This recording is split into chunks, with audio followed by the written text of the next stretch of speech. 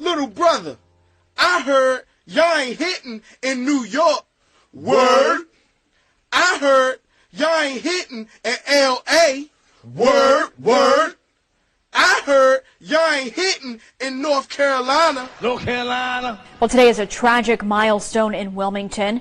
It's the 127th anniversary of the massacre and coup in 1898. That's when a group of white supremacists destroyed the town's thriving African-American community and overthrew the local government. It is still the only successful coup in American history. WCTV's Mackenzie Bruns joins us live from the 1898 Memorial Park in Wilmington. Mackenzie, it's quiet there now, but it wasn't that way earlier. Yeah, that's right, Daniela. I'm standing right by the wreath that was the center of attention today that not only remembers the victims, but keeps the history alive for generations to come. City leaders and neighbors came together today to remember the 1898 massacre and coup. The ceremony started with a welcome with Mayor Pro Tem Clifford Barnett, followed by reflection and remarks by several city leaders. For those that spoke today, the message was simple. The only way we can properly remember what happened here is to educate others so that this type of event never happens again. Not everyone is aware of what happened in 1898, and I think it's important for us to all know when we come here in Wilmington. We have to make sure that this does not happen again, and really work towards that. Now, if you would like to visit the wreath, it'll be here for the rest of the week. Daniela? Mackenzie, this isn't the only 1898 event on the calendar. There's a lot more happening. Yeah, that's right. And you can find a full list of all the events on our WECT News app. All right, Mackenzie, thanks so much for that report tonight. When California voted to legalize marijuana, it did so in exchange for some of that tax revenue going towards youth groups. Governor Gavin Newsom recently lowered the state's cannabis tax from 19% to 15%. It will mean relief for an industry that some claim is already over-regulated. But the organizations and kids who rely on those tax dollars are now feeling betrayed. KQED's April Domboski has more. At Canacraft in Santa Rosa, the manufacturing floor is a scene out of Willy Wonka's Weed Factory. An industrial machine originally made for weighing M&Ms is used here to parse watermelon pot gummies into 3-ounce portions. Tiffany Devitt heads up regulatory affairs. She says buying machines like this have helped with labor costs, and they needed that help. If we weren't able to do that, our razor-thin margins would not be tenable. Devitt says operating in California's legal pot market is like walking an economic tightrope. Labor laws are strict. Testing and compliance is expensive. Taxes are levied at almost every stop in the supply chain. First, the farmers. It's a local cannabis cultivation tax. Then the gummy makers. Manufacturing tax. The distributors. What they call a road tax. And finally, the dispensaries. Local cannabis retail tax. Then the state tax kicks in at the end when you buy it. End of the day, you end up with a total tax burden of around 40%. The result, Devitt says, is that legal products cost 3 times more than illegal ones. Consumers are price sensitive, right? You raise the prices, they go to the illicit market, and they're like, oh, this works for me. It's a lot cheaper. Buy it from Uncle Joe. This is why state lawmakers lowered the state cannabis tax from 19% to 15%, hoping the legal market can regain enough of a foothold to compete with the black market. But that breaks a promise made to Californians. Voters agreed to legalize marijuana in exchange for investing some of that tax revenue in youth drug prevention and other programs. The tax cut will strip those groups of $180 million a year. It's taking directly from our youth. Leticia Aguilar runs Native Sister Circle, an after-school program for Indigenous girls in Sacramento. It gets 80% of its funding from the pot tax. Angelina Hinojosa joined the group several years ago, in part to get away from all the weed at her high school. Everybody smoked. Even people that played sports smoked. And if you're already a marginalized group, It's so easy for you to get sucked into that crowd. It's so easy. Learning how to sew traditional skirts and weave baskets gave her a new sense of identity outside of drugs. Therapy didn't help me. Counseling didn't help me. For me, when I basket weave, everything goes away. I feel like that's prevention. But not everyone thinks the tax cut will hurt youth groups. Some think the groups might actually do better. Here's UC Davis economist Robin Goldstein. It sort of sounds intuitively like if we tax it at 15% versus 10%, of course we're going to collect more tax revenue, right? But not necessarily. Lower taxes could actually drive more sales in the legal market and push tax revenues higher. The thing is, no one knows exactly what the magic number is. It's a judgment call. Montana bet on 20%. Maine and Minnesota, 10%. California lawmakers settled in the middle at 15%. They hope cutting the state cannabis tax will yield more money for youth groups in the long run. For NPR News, I'm April Demboski in Sacramento. I ain't wanting to be fat like that. I do not want my baby to be fat like that because I know a black man in America, you can't be like that. I try to... Before we begin with our final story, let me ask you this. When was the last time you heard the word hypertension and thought of a child? Probably never.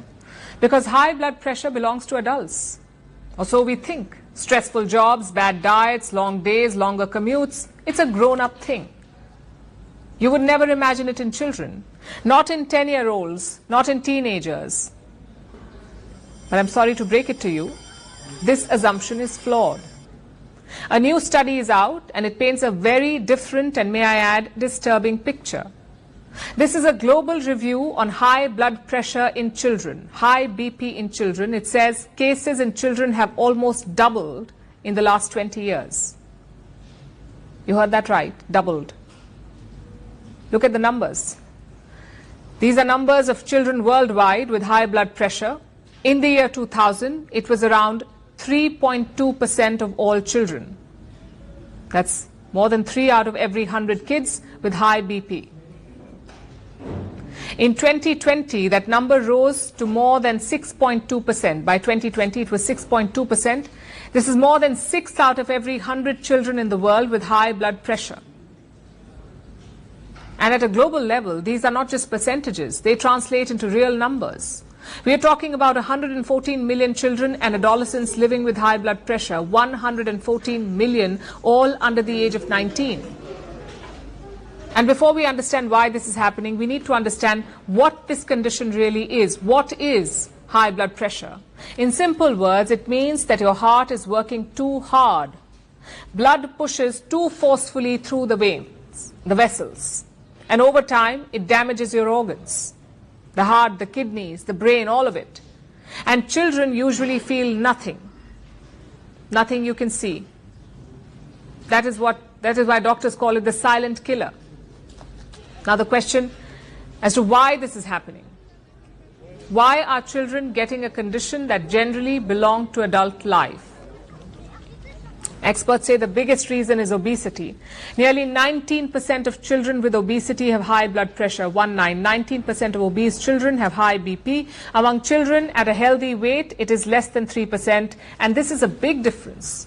So obesity is the biggest reason for high blood pressure in kids. The second reason is our lifestyle.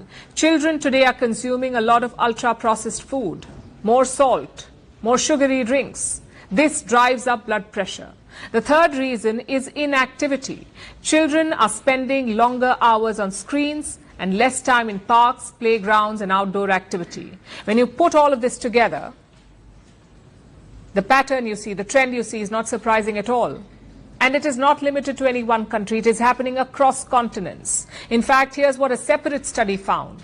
Children with high blood pressure had a greater risk of heart problems as adults.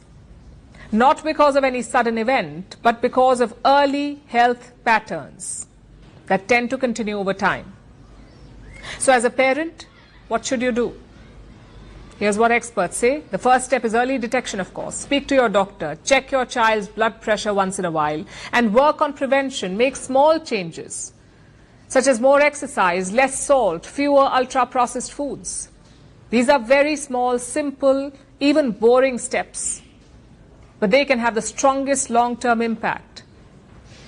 Because the health patterns of childhood shape adulthood more than we realize. The Delectable Negro, Human Consumption and Homoeroticism Within U.S. Slave Culture, by Vincent Woodard.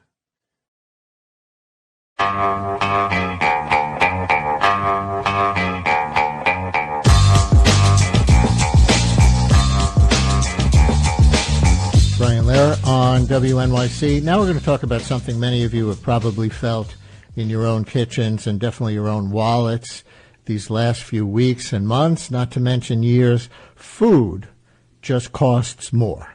And it doesn't always make sense why it costs what it does or why the price seems to swing even from one store to the next. So our colleagues at WNYC and Gothamist are reporting on this from two angles now. First, their Price of Groceries project, where they've been tracking everything from beef to milk to avocados across dozens of stores in all 5 boroughs. This is a New York City project, finding, for instance, that at the same time an avocado was going for $2.69 at a Park Slope market, you could get 4 for $1 in Flushing. And second, as SNAP recipients waited for delayed benefits during the government shutdown and are still waiting, many neighborhood grocers saw sales drop by as much as 25%. Also, a cutback on orders, and they lowered prices just to move food off the shelves, and in some cases even paid out of pocket to help regulars get enough to eat. The Trump administration was actually trying to stop them from doing that, as we talked about on the show previously. So we are joined now by the reporters behind that work, Karen Yee, who covers homelessness and poverty at WNYC and Gothamist, and Joe Hong, WNYC and Gothamist investigative data reporter. We'll talk about what they're finding, how the cost of groceries gets set in New York City, and what the SNAP interruption has revealed about the fragility of our food economy. Karen and Joe, thanks so much for this reporting. Great to have you on the show today. Hi. Hey, Brian. Hey, Brian. And let's start with you, Joe, as the data reporter. What's the clearest pattern you've seen in how food prices move in New York City? Yeah, so across the city, prices are, we haven't seen a huge spike or anything since we started tracking these prices in July, but I guess what's been interesting is looking at, the price of a basket of items that we've been tracking in, a neighborhood like Park Slope versus tracking the same basket of items in a neighborhood like Brownsville, Brooklyn. We see that in there's a food town in Park Slope where a basket of items is $35, and then there's like a C town in Brownsville where the same basket is $33. That might not seem like a huge difference, but the neighborhoods are vastly different. Compare Park Slope, which has a child poverty rate of 9%, and Brownsville has a child poverty rate of 44%. So, shopping in these low-income neighborhoods isn't always going to be cheaper. Karen, you want to add anything to that? Maybe the avocado example in your story is relevant, or wherever you want to start? Yeah, I think what I would add to what Joe's saying is, I think we started this project in July hoping for one clear answer, right? One simple answer, why are grocery prices increasing so much and what really determines what you pay at checkout. And I think we're realizing that the ecosystem, the food ecosystem in New York is so fractured and so complicated. But it also, the way grocers set prices has been really secretive. We sort of have had a hard time breaking into that and getting grocers to tell us, what determines how you set your price of avocados, what determines how much you have customers pay for a tub of mayo, which in some places can be $13. And it's it seems to be more art than science, right? It's a little bit of gut. It's a little bit of what can my customers afford? How much did I pay for this? What can my community afford, whether it's lower income or higher income? And then you have sort of these David and Goliath, right? You have these smaller mom and pop stores that really can't compete with the Aldis and the Whole Foods that can just, have much more purchasing power to buy things in bulk and get better deals and then offer those deals to their customers. And so it is sort of this complicated infrastructure that we're learning about and realizing, so much goes into these products when you pull it off your shelf. But we have kind of learned to understand, how grocers make their profit. And I think for the consumer, it sort of can help you understand maybe what items you should buy at what kinds of stores and when. So would the example that Joe was giving a minute ago about it being more expensive in many ways to shop in a low-income area than a high-income area of Brooklyn, is it an apples-to-apples comparison, an avocado-to-avocado comparison? That is one place, more populated by bodegas, which wouldn't have that economy of scale, as compared to chains of whatever kind, whether it's, Whole Foods and Aldi's or Gristedes or C-Town or whatever it is? Are you looking apples to apples in that respect? I think it's sort of hard to make that apples-to-apples comparison because it does vary, right? I mean, that's sort of the data point we found month to month, but then that could change, right? I mean, we're doing our pricing for the month again, and Joe and I were out visiting a couple of stores yesterday. And so it sort of fluctuates because, again, it depends on that grocer, right? And so a lot of the grocers we spoke to because of SNAP are telling us, listen, we had to drop our prices because meats and produce, they have an expiration date. And if people aren't buying, like we make our profit by volume, right? Because they can't necessarily make their profit off of more premium items, right? Like sea moss or pink pineapple or ribeye, right? Where they can sort of upcharge a bit. The way they make their money is by selling a lot very quickly. And when they don't do that, they just have to sort of lose profit just to get out the door, but be able to keep the customer. And that sort of calculation happens almost on like a daily, weekly basis. And so, it's sort of hard to extrapolate that and sort of make a blanket statement across the board for all stores in all sorts of neighborhoods for all months. Don in Brooklyn has an observation about shopping in the city. Don, you're on WNYC. Hello. Yeah. When I go to the store, I'll see a sale. I put the item in my hand, and then I look closer, and the sign, it says must buy two. And, I just like to buy one. I don't want to buy two. And so as a result, I can't take advantage of the sale. I noticed it with certain stores. There's a store, I guess I can say the name because I heard someone say Food Town. In Park Slope, again, there's Associate and there's Key Food. And Associate doesn't have that policy. If you want to buy just one, they're going to charge you that price for just one item. And maybe it doesn't make it that big of a difference, but if you're buying a lot of groceries, it can add up. Don, thank you very much. Does that strike a chord in any way, Karen? I mean, I think it's standard in so many kinds of sales that if you buy in bulk, you get a cheaper rate per.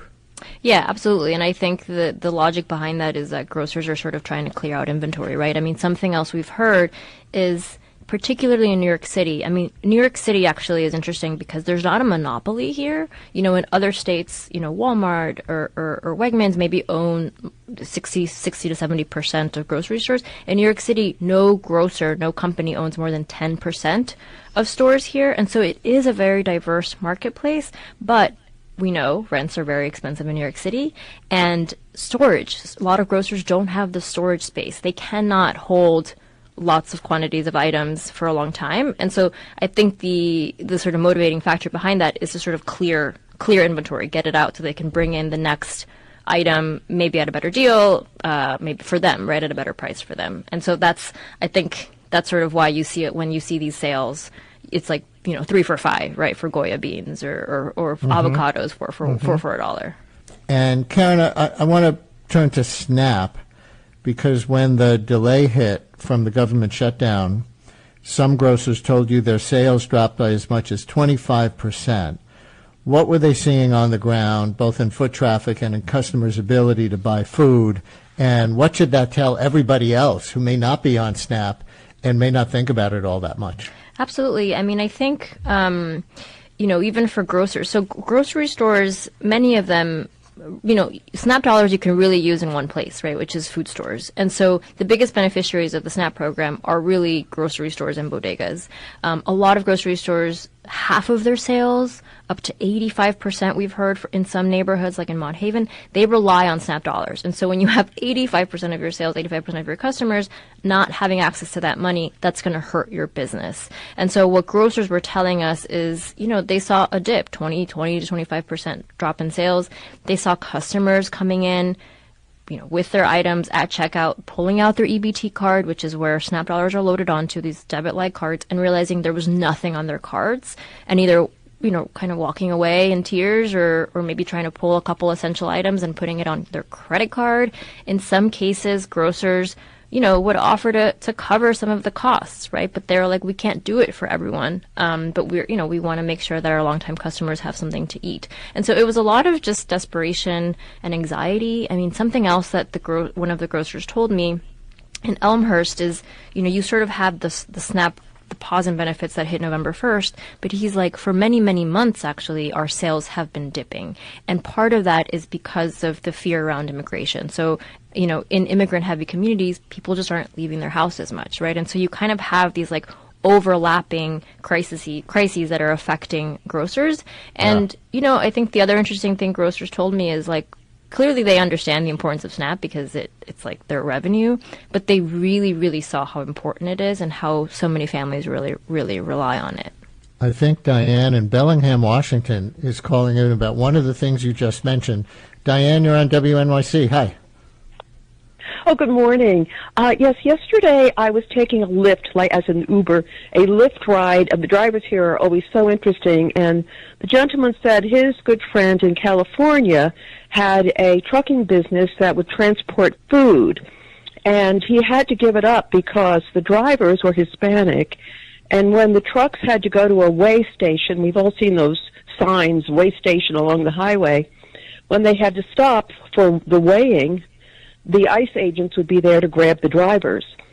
So he cannot get drivers for his trucks, and he had to, as he put it, return the trucks to the bank, and that was that. I'm glad you told that anecdote. And, Joe, I don't know if there's a data story to do for you as a data reporter that might wind up with facts that the Trump administration would probably hate if they're verified, and that would be a story like how the immigration crackdown on nonviolent criminals is pushing up the price of your food bill. No, totally. And this really resonates with what we heard from wholesalers at Hunts Point. They said labor is really one of the highest costs for them. And these truck drivers, right, if they are feeling under threat and they need to be replaced, that I could totally see that having an impact on the greater ecosystem. I sure am hungry. The Trump administration is appealing a court order to fully fund the SNAP program. Some states paid into it themselves, but the administration says that they need to take the money back. Food banks are trying to help, including some at schools. Jillian Fortstad of member station WESA visited one in Pittsburgh. At the end of each school week, students pack the pantry at Brashear High School. Every surface in the room is covered with fresh produce, dairy, frozen meat, even hygiene products. It's a big help for students like Ryan, who says his family relies on the benefits they receive through SNAP, benefits that were disrupted by the government shutdown. The economy's a little bit rough, so my mom said try and get some food, help out the family, so that's what I'm doing today. Friday was the juniors' second time inside the food pantry. We aren't using full names because the students in this story are minors, and we're asking them and their families to discuss their finances. Ryan is here picking up supplies for meals he plans to cook for his family. Canned stuff, it's all right, but mainly like the ingredients from the fruits and vegetables section. Make some nice dinners for them. Pennsylvania was among the states that started to issue full SNAP benefits on Friday after a court order. Ryan's family received their full benefits, but the Trump administration has called those payments, quote, unauthorized. Given the uncertainty, Ryan's mom, Roberta, told NPR she's afraid to spend the money. She says the food pantry at her son's high school has been a godsend. We got to keep going. We don't have a lot of time. Health teacher Christine Wolski keeps things moving at the pantry. The pantry opens for about an hour at the end of the school day, just before students head home. Students get about 5 minutes to shop. Let's go. Solo rapido. Wolski helped open the pantry at Brashear last year. We're getting more and more students because of the SNAP benefits and stuff like that, so we are seeing a lot more students. Students like 12th grader N, who were identifying only by his first initial. English is N's second language. He's at the pantry to pick up some essentials for the weekend. I see what my mom liked last time and what was not wasted. My favorite thing? I would say this right here. How do you call it? Organ, maybe spinach? Spinach. And N is shopping for a big household, including some younger siblings. And these are the ramen packets you like getting for your siblings? Yeah, my little siblings, because they are very picky. N's family relies on SNAP to help put food on the table. N says as of Tuesday afternoon, they're still waiting on this month's payment. I don't know if it's coming or anything, but yeah, so now we have to spend more money into that, and we gotta buy stuff for winter, because it's about to get cold and stuff. So very stressful, very. Teacher Christine Wolski says that stress shows up in the classroom. If you're not fed, you're not learning. So that's one of the reasons why we're hitting this so hard. The pantry at Brashear was created to support student learning. And because of that, Wolski says it will continue to serve students each week, even when the government reopens and SNAP payments go through. For NPR News, I'm Jillian Forstat in Pittsburgh. We're gonna pause this for the benefit of all y'all who never saw Soul Food. Soul Food is a movie about a big, humongous black grandmother, aptly named Big Mama. Big Mama demonstrates her love by feeding herself and her offspring enormous amounts of pig lard. Then, get this, Big Mama's arteries are so clogged, they gotta amputate her arm. It was her leg! Right, okay, whatever, leg. Then, she dies of a heart attack. Or another stroke, or something. God called her home. And what does the family do after she dies? They get together for a Sunday dinner and eat the same food that just killed Big Mama. The same food! They didn't learn a lesson. Nobody went on a diet, and that's the end of the movie. Okay, we had a story the other day about how people are helped if doctors write a prescription for them to go outdoors. Now we have a follow-up. There's new evidence that a prescription for eating more fruits and vegetables can be a form of medicine. Several of these new studies come from the American Heart Association, and I have a prescription that you listen to this story by NPR's Allison Aubrey. Imagine you walk into the produce section at your grocery store and you spot your favorite apples, beautifully displayed in a way that makes you want to load up.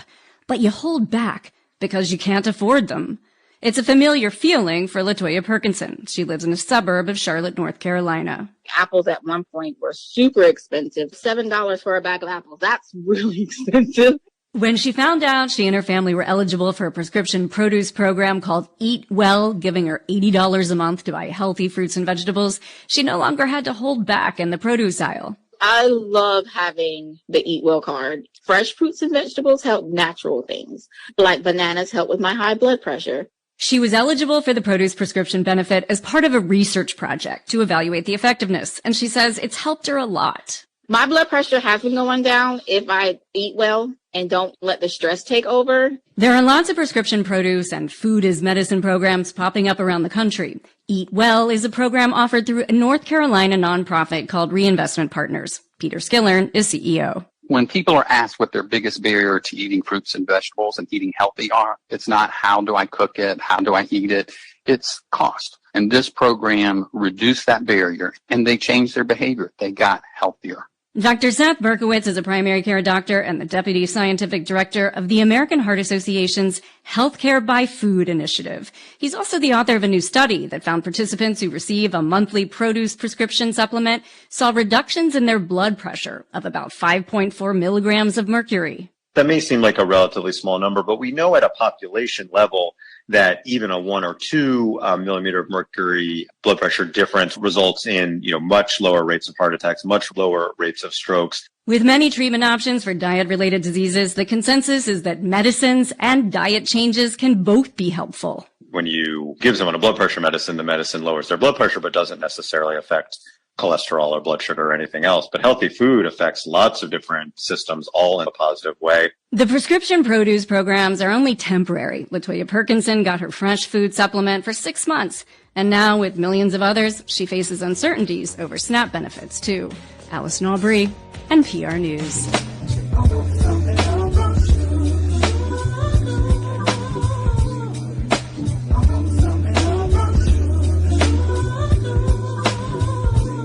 Some new research suggests a link between eating lots of ultra-processed foods and the risk of colorectal cancer. Researchers say that may help explain the increase in colon cancer among adults in their 30s and 40s. NPR's Allison Aubrey reports. A gastroenterologist at Mass General Brigham in Boston, Dr. Andrew Chan, became concerned when he started to notice a trend. I would say about 15 years ago, I really started to notice that the patients I was taking care of that had colorectal cancer were getting younger and younger. He and his colleagues decided to do some research. They analyzed the diets of nearly 30,000 female nurses. The women that consumed the highest level of ultra-processed food had about a 1.5-fold higher risk of developing a precancerous polyp compared to those women that consumed the lowest amount of ultra-processed food. Polyps can be removed before a cancer develops, but they were surprised to see so many in a population of young women. The type of polyps that these women were at risk for, we know to be the precursor or the sort of first step towards the development of a colorectal cancer. Ultra-processed foods are typically packaged foods with lots of ingredients, and they often contain a lot of salt, sugar, and saturated fat. So snack foods like potato chips and cookies and things that are prepared on the shelf for people to eat quickly. And prior research has linked soda and other sugar-sweetened drinks to colorectal cancer, too. Dr. Ben Schlechter is a senior physician at the Dana-Farber Cancer Institute. He says there's more to learn about all the factors that play a role in the development of colorectal cancer, but diet certainly seems to be one. Given the choice between unprocessed foods, fruits and vegetables, low-sugar foods, healthier foods, and more active lifestyle, those are all things that are beneficial in a number of ways, and in particular in preventing colon cancer. He says the rise in colon cancer among young adults is striking. For men under the age of 50, colon cancer is now the leading cause of death from cancer. And by 2030, in women under the age of 50, colon cancer is going to pass breast cancer. The recommendation is that everyone 45 and up should be screened for colorectal cancer, and prevention can start much earlier in life with a focus on healthy habits. Allison Aubrey, NPR News. Environmental racism, environmental racism, environmental racism. Alaska Native communities are still cleaning up after Typhoon Halong devastated 2 villages last month. Hundreds are still evacuated, and now they face another loss. One of the few sources for local news and information, public radio and television station KYUK, says it plans to cut its staff and its programming. That's after President Trump and Republicans in Congress eliminated money for public media, wiping out much of the station's funding. NPR's Jeff Brady has this story. When the remnants of Typhoon Halong hit the village of Quigillingok on Alaska's rural southwest coast, David Ryan's house floated away with him and his 4 children inside. While waiting for rescuers, he talked on the phone with KYUK. The flood lifted us up, and I didn't think it was going to happen, and I'm like, I yelled out like my kids to get up and group up here on the stairs just in case we tip over. The house did not tip over. It hit a bridge and stopped. About 4 dozen homes floated away like this in the storm, thankfully inland with the storm surge and not out to sea. In this isolated village with no roads to the outside world, all-terrain vehicles are how people get around. In Quigillingok, KYUK is a crucial source of information, especially as a hotter climate from humans burning fossil fuels makes storms like Halong more intense. Lifelong resident Daryl John says the station's Yupik language programs are especially valuable. A lot of great advices we listen to from the elders, Any updates from any other communities, what to look out for or any upcoming events? Over more than 50 years, KYUK has become a connecting resource for this sparsely populated region, which is about the size of Louisiana. The station broadcasts from a small building at the base of a tall tower in the town of Bethel. Each weekday, as Morning Edition ends, there's local news and, very important in a place where people drive over frozen rivers in the winter, the weather forecast in the Yupik language.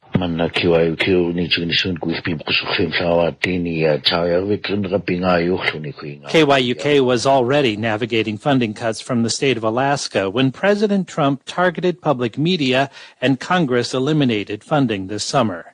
KYUK General Manager Kristen Hall says federal money essentially paid for the staff. It's a little over $1 million that we're receiving each year from the Corporation for Public Broadcasting. Our salaries and benefits in FY25 was also a little over $1 million. Federal funding has been up to 70% of KYUK's budget. Hall says the station had 10 full-time employees, but after January, that'll be down to 4. As the station transitions to more part-time and on-call workers, it's cutting a daily interview program to 2 days a week and may have to end other programs next year. Essentially, the news director position is being cut. Sage Smiley is currently KYUK's full-time news director. She's also the local high school swim coach and was at a meet in another city when the remnants of Typhoon Halong arrived. I was working remotely from a minivan with the swim team while the rest of the team was working on the ground here, and we had collaborators in Anchorage who were helping draft scripts and call communities and figure out what was happening. In January, Smiley says her hours will be reduced to about 5 per week, essentially cutting the newsroom staff by a third. The station has prioritized keeping Yupik language programs, such as the weekly talk show Yuk to Yuk with longtime host Sam Berlin. My employment here was hanging on by a hair, but the people, God bless them, they got together, and we raised over 100,000 with our fundraiser. That helps, but doesn't fill the gap. Raising money in a region with fewer than 30,000 people and with a poverty rate that's twice the national average is difficult. The station is applying for grants, trying to sell more underwriting announcements, and will hold more pledge drives. The station hopes that will raise enough to keep KYUK on the air with a smaller staff. Jeff Brady, NPR News, Bethel, Alaska. Let me say something that gets to the very crux of the matter, and this may be offensive for some to hear who are not on the side that we're on. White people, we have been the problem for 400 years. Say that again. Let me say it one more time for those of you who didn't hear me. White people, we have been the problem for 400 years. For groups working to bridge the digital divide, the Trump administration's decision not to release Digital Equity Act grant funds has meant disruption or cancellation of programs that try to help people get and stay online. The $2.75 billion program was meant to teach people how to do everything from using a healthcare portal to finding a job. But President Trump labeled the program racist and ended it. Nonprofits soon learned the grants that they had won would not be coming. The Texas Standard's Shelley Brisbane has more. So this page is what we call the home page. This is where you can sort of navigate to anything you need to do on GroupMe. The main thing we can see is that over here we have all the group chats we're a part of. Joseph Ariella is leading 20 seniors at the Asian American Resource Center in Austin, Texas, through a class on messaging. Arciela Adams has a question. Yeah. What if you wanted to lead some of these messages? Adams, who's 76, is new to the online world. She says she wants to protect herself and avoid making mistakes with her smartphone. This intermediate internet class is just the sort of training the Digital Equity Act was designed to offer to seniors, veterans, and others with limited online skills. Even in Central Texas, where high-tech is big business, service agencies had counted on the Digital Equity Act to reach more people. A lot of the resources in Austin are not available outside of Austin areas, so we had to limit what we had planned on providing. Jamie Castleberry is director of grants at Goodwill Central Texas, which provides job training in 15 counties. The agency planned to spend $650,000 to expand digital training into rural areas. We saw gaps in how people are able to access the internet. So these community partners are really connected to how the people they serve in the populations struggle to get online and stay online. Sarah Nichols is with the Land of Sky Regional Council, a coalition of governments in western North Carolina. The agency won a $7.7 million Digital Equity Act grant to expand training to underserved people in the region. Last fall, Hurricane Helene devastated the region, and residents needed internet access more than ever. So we spent a lot of the money that we had putting those resources out back in the fall. Then we were really excited when we found out we were going to get this grant because it would help us continue to get our folks back online. But the money never came. The Digital Equity Act promised $1.4 billion for state programs and $1.25 billion for nonprofits and collaborating groups. The Act's mention of racial minorities got the White House's attention, even though none of the approved grants focused on specific racial groups, nor did they exclude others. And the law's name. So basically, the administration, they were going through any program, any law that had anything to do with equity and attacking it. Drew Garner is Director of Policy Engagement at the Benton Institute for Broadband and Society, an advocacy group working to expand internet access. The White House did not respond to a request for comment on its decision not to fund approved grants. The National Digital Inclusion Alliance filed suit against the Trump administration in October, challenging termination of its $25.7 million grant. And a coalition of 20-plus states sued the administration in June over funds they had been promised. These lawsuits are ongoing. For NPR News, I'm Shelley Brisbane in Austin.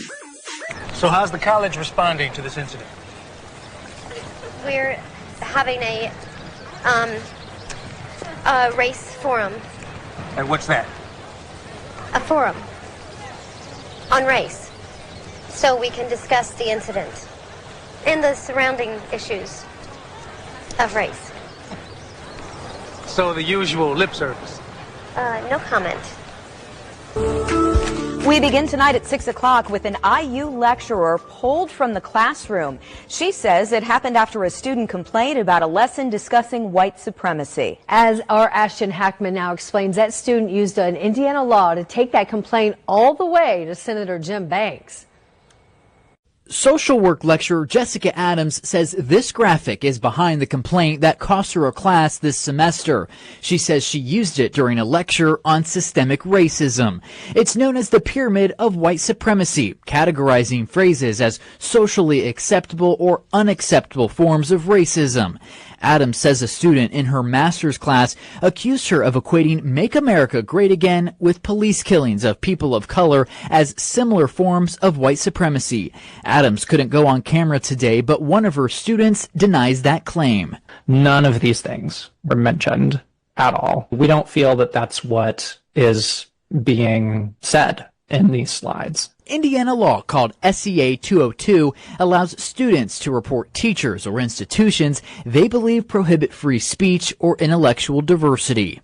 I think what you have here is a volatile mix. Steve Sanders, an associate dean and professor with IU Maurer School of Law, says Indiana's law enabling this complaint causes some educators to take a closer look at what they are teaching. I think SCA 202 was unwise. I think it really is an incursion by political actors into the academic process. He points to Senator Banks' office being the first recipient of the complaint before it went to IU admins. Jim Banks, goes ballistic and decides, why are we teaching our students that being a member of MAGA makes you a white supremacist? We don't know that that's what the professor was saying. I think we would be able to have a measured and thoughtful discussion as a class where people are able to voice their opinions. A discussion now front and center over academic freedom and political pressure.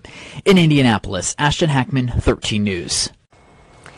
An IU spokesperson tells us the university does not comment on personnel matters. In the meantime, Adams still teaches 3 other IU classes, but there's no word of whether or not she'll be back to teach the class that she was removed from.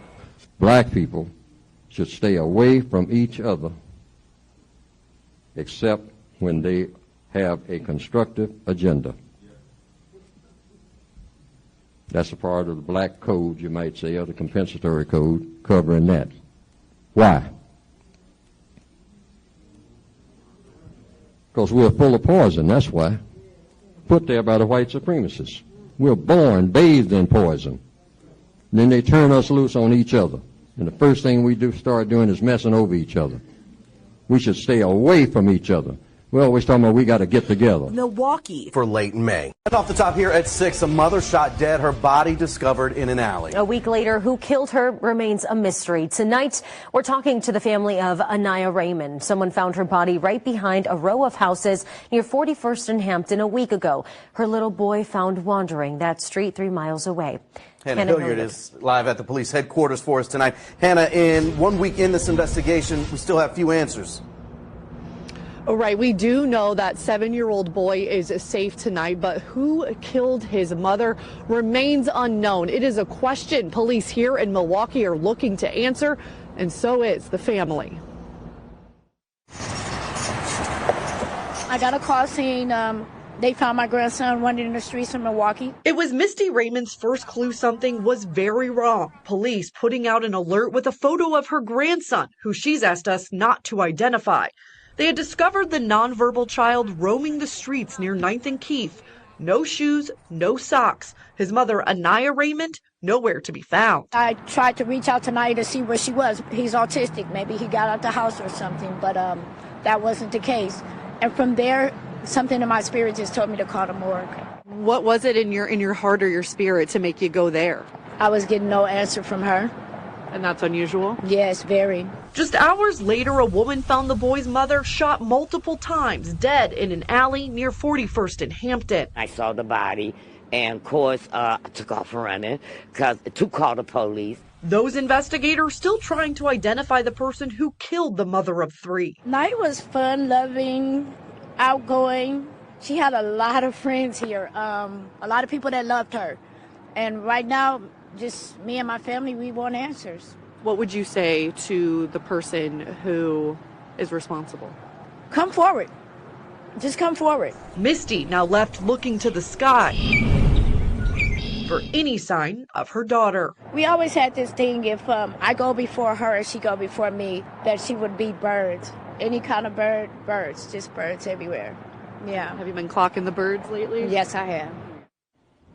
And Hannah, Misty Raymond lives in Texas and rushed here to be by her grandson's side.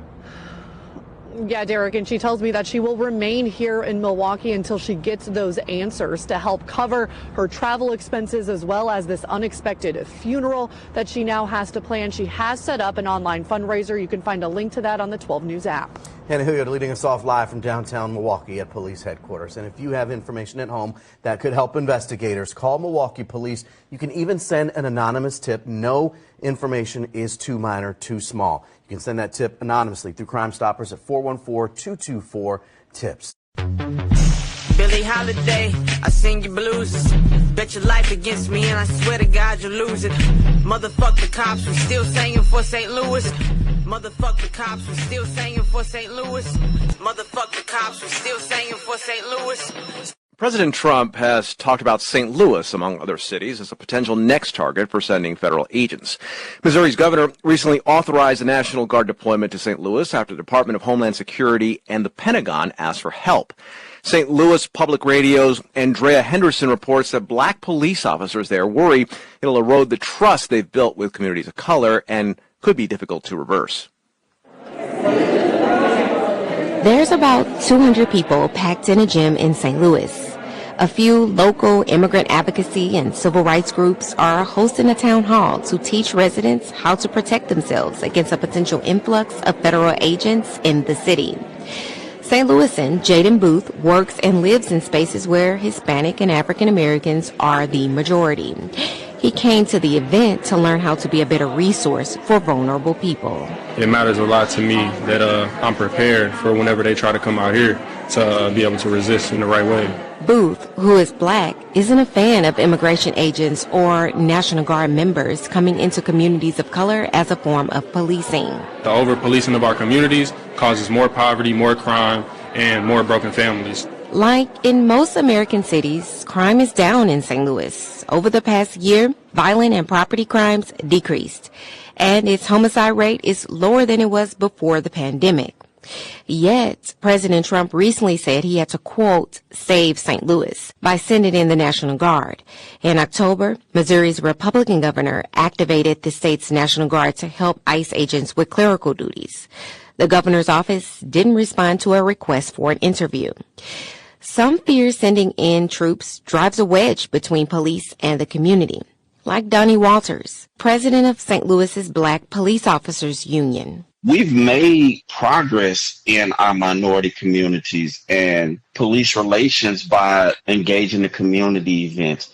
And this type of heavy-handed tactic is pushing us backwards. Walters is concerned for what happens after federal agents leave. Let's say they come in for 6 weeks. Whatever they're doing, however they're doing it, when they leave, we now are left with the fallout. Walters says this should also worry black police officers across the country. Renee Hall, president of the National Organization of Black Law Enforcement Executives, says targeting people of color stokes fear. I've been in law enforcement 26 years.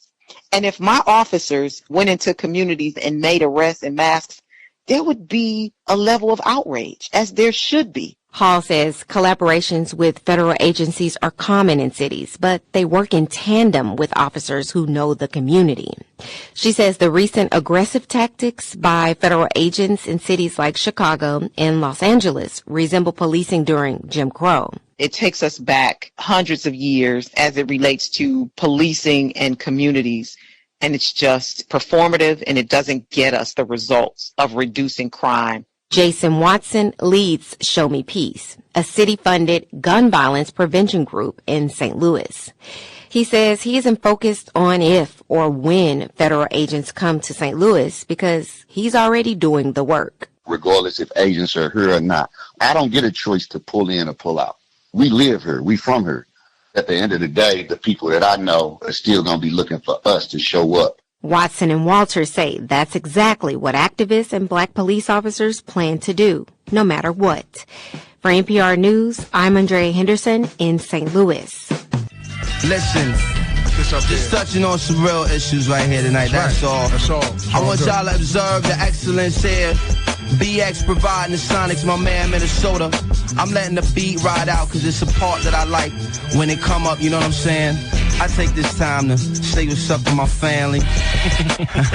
You hear that? You know what I'm saying? For sure. Just observe the excellence of that. That's many. Lay back. Fall back.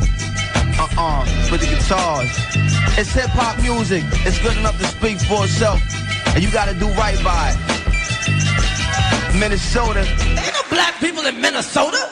Saturday marks 10 years since the fatal shooting of Jamar Clark by police in North Minneapolis after an encounter outside of a party. But for Jamar's mother, Irma Burns, it still feels like no time has passed at all. It still feels like yesterday, but I mean, as time go on, you learn to I'm not going to say even accept it. You learn to adjust to what's reality. You know, I mean, it's just not, you know, it don't never click in that this thing is real. And so you have to be jerked, in a sense, back to reality that is real. In the absence of conclusive video of the shooting, questions remain about what happened and whether prosecutors were right to take officers' words over those of witnesses when they decided not to file charges. What is clear is that Clark left a legacy, one Burns says she's now focused on keeping alive. I sat down with her to hear more about the work she's doing to honor his life. So we started a foundation called Project Jamar Saving Me. And it was because of Jamar's personality. He always wanted to help people. It was a time when it was this young man that was in the snow, and he had no shoes. And Jamar took his shoes off his feet, and he gave it to the man. And so he walked around with his socks on. So, him, again, not being here in the flesh, his spirit pushes me to continue his legacy and helping the community. So Project Jamar Saving Me is a project designed to help the community, to try to reach our youth. We've been, doing little things right now, but I know it's going to grow to bigger things because, again, Jamar's spirit is keeping me with the strength. Because a lot of times I feel like giving up, but I hear his voice in times when we used to have little talks or whatever, the encouragement that he gave me. So that's my focus on keeping his legacy and his purpose alive. Do you ever find yourself talking to him as you're thinking through this stuff? Or I do. Yeah. I do. What do you say to him, if you don't mind me asking? I just ask him, okay, Jamar, where do I go from here? What do you want to see happen here? And again, I've heard him talking on the phone to his friends or whatever, giving them advice and, trying to stir them in the right direction of things. So he had a lot of insight on being helpful. This Saturday, you'll be unveiling a memorial bench for Jamar. Can you talk about what this memorial represents to you? Oh, it represents a lot. Jamar got an old bench over on Plymouth before he got the one he got now. And again, Project Jamar, we go over there on Plymouth and do little stuff like, doing hot dogs, hamburgers, and different stuff for the community over there. And in summertime, like doing cool drinks or whatever. So it was this young man that came by, and we got to talking, and he didn't know I was Jamar's mom. And when he found out, he gave me a hug and explained to me that he sat on that bench because he was getting ready to go do something really bad. And he say something stopped him, whatever it was that stopped him from going to do what he was finna go do. And he said, actually, he even turned the gun that he had in. So this bench means way more, to me, because if it helped that young man, and and Jamar, legacy and his spirit still lives, continuously. So to keep him going, that's a big, big, big thing for me. As a parent, there are moments that happen in a child's life that you never forget. Are there any stories that you would like to share about Jamar that you won't forget? It's a lot of stories, but a couple that, sticks with me. First of all, he learned how to rollerblade when he was 3 years old. And he was very determined to learn how to do that. And so he had his sister's rollerblades, which they would come all the way up his leg. And I watched him use one skate until he learned how to use that one skate, and then he put the other one on, and he mastered it. He mastered rollerblading at the age of 3 years old. But he was a quick learner. He was determined. And another story was he worked for a moving company, and he again was determined to give me a table, which was a glass table, and it was very heavy. The table was given to him from a person that was moving out of a house, but he didn't have no way of helping him get it to where he wanted to bring, which was my house. So Jamar again was determined to get the table to me, and he carried it on his back. And it was like 90-something degrees outside. And he carried across this long stretch. I think he was like maybe, I don't know, like 10, 11 blocks, maybe more, away from my house. But he got it there. I was a young man that seen him try to bring it. He had got maybe like 2 blocks away from the house, 3 blocks away from the house, and they seen him. He pretty much fell out trying to get the table to me. And I have that table in my living room right now, and I dare anyone to come close to it, to touch it the wrong way. You're going to hear from me. How do you reflect on the impact Jamar Clark has on efforts to racial justice and the police accountability in Minnesota and across the country? I feel like Jamar was a big piece in even starting, that journey, to bring awareness. I know that that's a big sacrifice, but I feel if these things come together in his name, for his sacrifice, I'm going to continue to say, then I don't think it would be in vain to accomplish something of that nature. Not to lose hope because of this thing, because of this, but to know that because of his death that it can change, can come.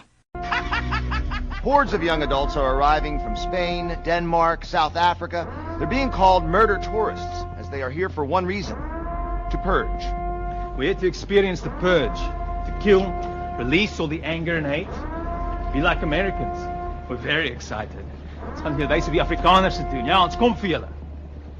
Foreigners coming to our capital to kill. Murder tourism. It's the new booming business in our country this year. Murder tourism. What's happened to our country, Joe? White people kill for fun. Our next story takes us to Europe and to a legal case that has stunned many people. Italy has opened a formal investigation into an allegation from the 1990s. An allegation so dark that prosecutors say they must examine it closely. Well, here's what it says. Rich foreigners paid money to travel into a war zone and shoot at civilians for entertainment. You heard that right. I'll repeat it just in case. Rich foreigners paid money to travel into a war zone and shoot at civilians for entertainment. These people are being called sniper tourists. And when did all of this happen? Almost 30 years ago, during the Bosnian War. Some of you may remember what happened then. The story begins in Yugoslavia. Yugoslavia used to be a country. Yugoslavia, the country, was made up of 6 republics. These republics lived under one flag, one government, and one leader, and they stuck to the system for decades. But in the early 1990s, the system collapsed and Yugoslavia broke apart. Old ethnic tensions resurfaced. The Republic of Bosnia declared independence, and that triggered a 3-sided complex conflict. Which were the 3 sides? Bosnian Serbs, Bosnian Croats, and Bosnian Muslims. They were at war. And it became one of Europe's bloodiest wars. One of the worst tragedies unfolded in Sarajevo. Sarajevo is Bosnia's capital. The city sits in a valley surrounded by hills. In 1992, Bosnian Serb forces captured those hilltops and they turned them into sniper positions. And from these hilltops, they could see every street, every bridge, every person who stepped outside their home. This siege lasted nearly 4 years, from 1992 to 1996. And in this 4-year period, more than 10,000 civilians were killed, many of them by random sniper fire. Now, it is against this history, this backdrop, that the latest allegations must be understood. The claim comes from an Italian writer. His name is Ezio Gavazzeni. He says he spent years collecting statements and testimony, and he says foreigners from wealthy countries were escorted to those sniper positions. They were shown how to handle weapons, and some were reportedly allowed to fire at civilians below. According to some reports, there was even a price list. So what was the price of shooting a human being? $92,000 to $115,000 US. Now, to be clear, none of this has been proven yet, but the prospect itself is chilling. And if true, it would mean civilians were used as targets for money, for entertainment. And it would represent a new and deeply disturbing form of war crime. This is why Italian prosecutors are taking the case so seriously. They're examining whether the allegation involved Italians and whether the claims could lead to murder charges. The author, Gavazzeni, has also referenced a documentary to back his claims. It's a documentary called Sarajevo Safari from 2022. It included statements from a former Serb soldier and a contractor who said that these tourist snipers did come.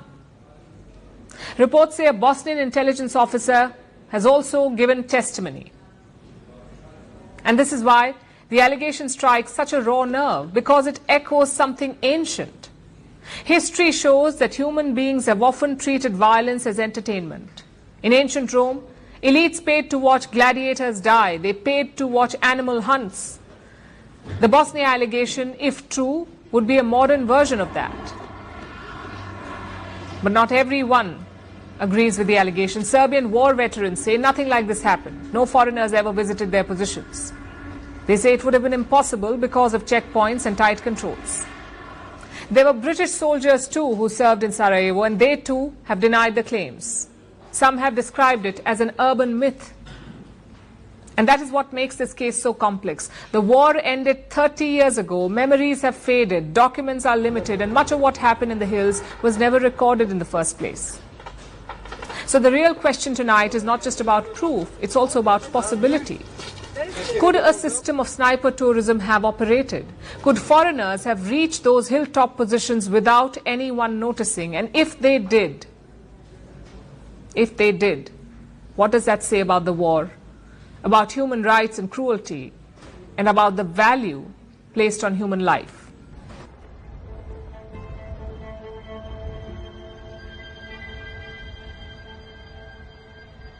I turned the ISO up on my camera, and I have this dark photo of this flag waving, and smoke is, tear gas is coming down, and there's hardly any more people up top.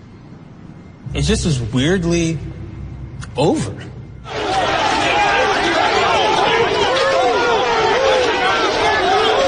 You know, I walked 2 blocks, called an Uber. I just remember looking at who my driver was going to be, and I was so relieved that this driver was a black man. Because I really, honestly couldn't deal with any more white folks that day. I couldn't. I was just over it.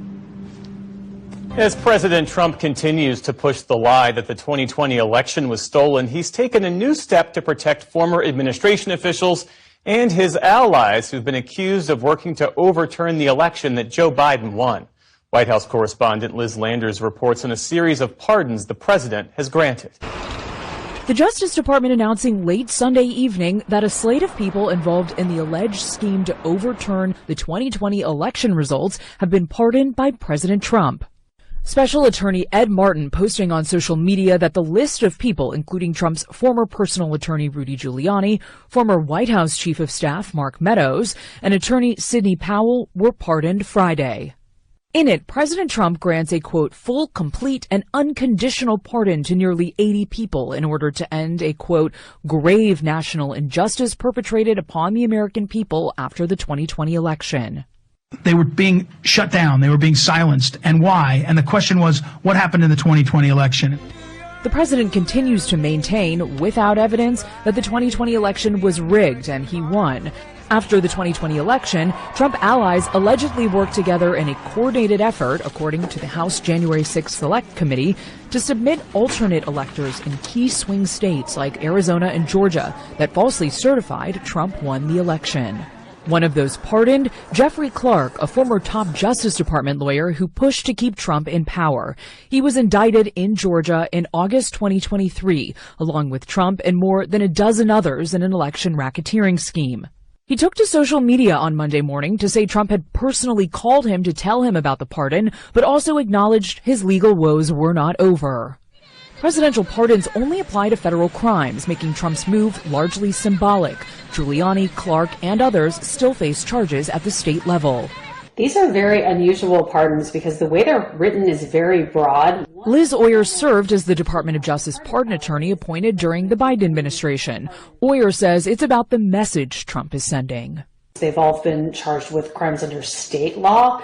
That's actually an area where the Constitution is very clear that the president does not have pardon power. So do you think these pardons really matter?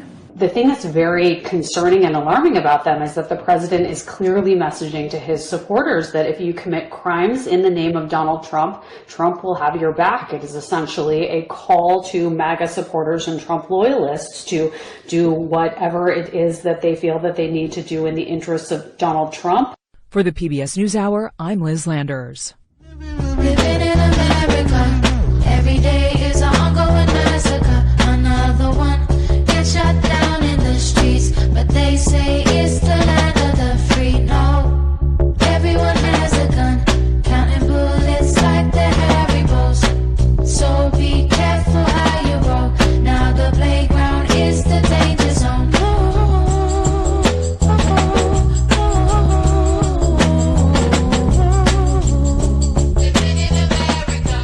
The woman's family is in mourning and calling for justice.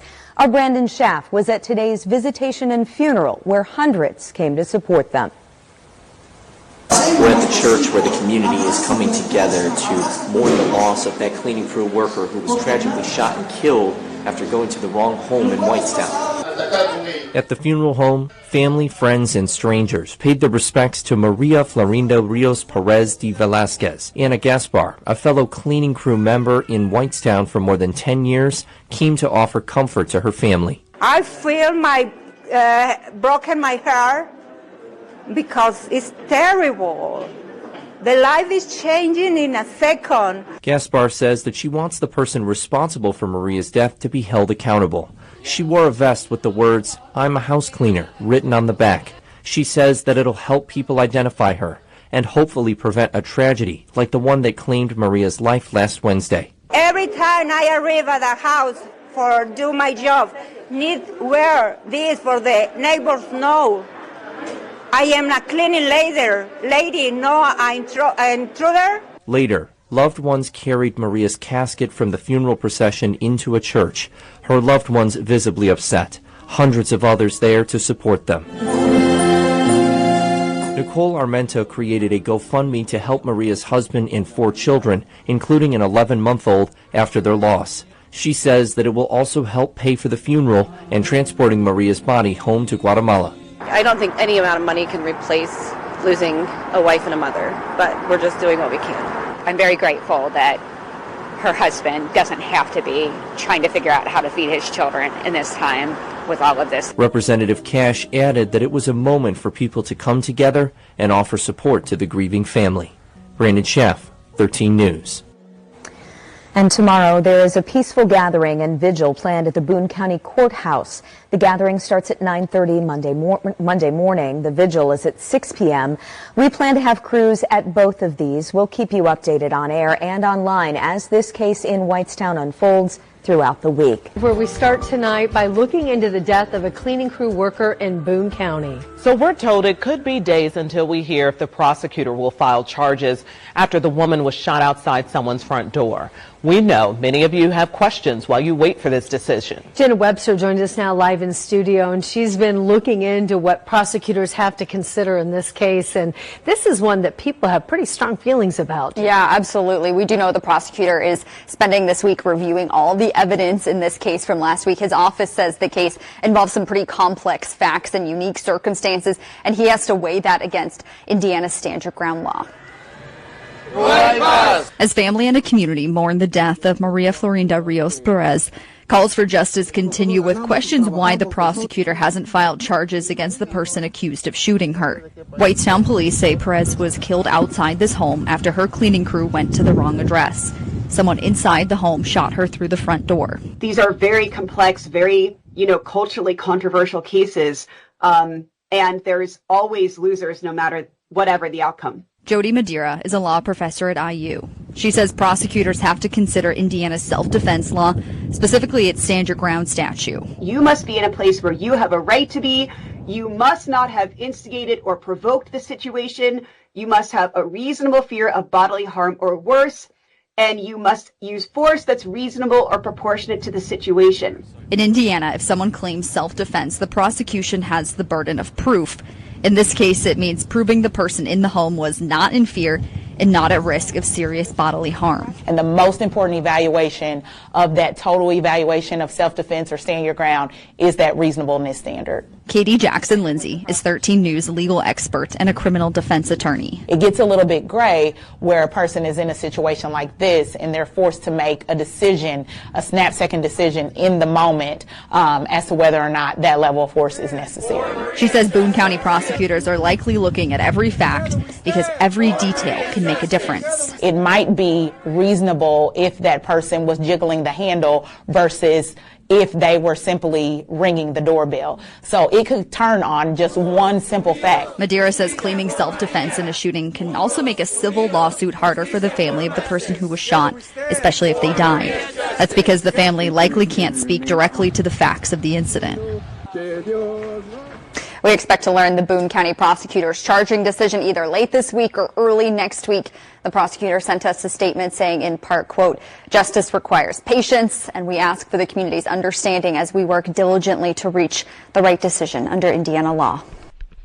Shout to Jim Jones. That's one of the more prominent Hoosiers that I am aware of, talking about folks native to the state of Indiana. I'm sure it's a long list, but I mean, hey, Jim Jones is where it all began. They go to University of Indiana, they got an extensive Jim Jones collection. Might be bigger than what they got in California.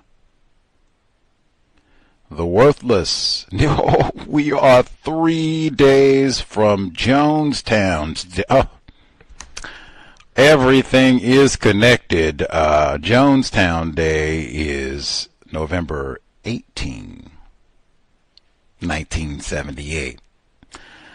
Worthless Negro from Virginia, Gus T, in for another broadcast, hopefully to share constructive information on the global system of white supremacy. Today's date is Saturday, November 15, 2025. So I have been told. Our weekly compensatory call-in. Dial in if you have observations, questions, counter-racist suggestions. The number 720-716-7300. The code 564943 pound.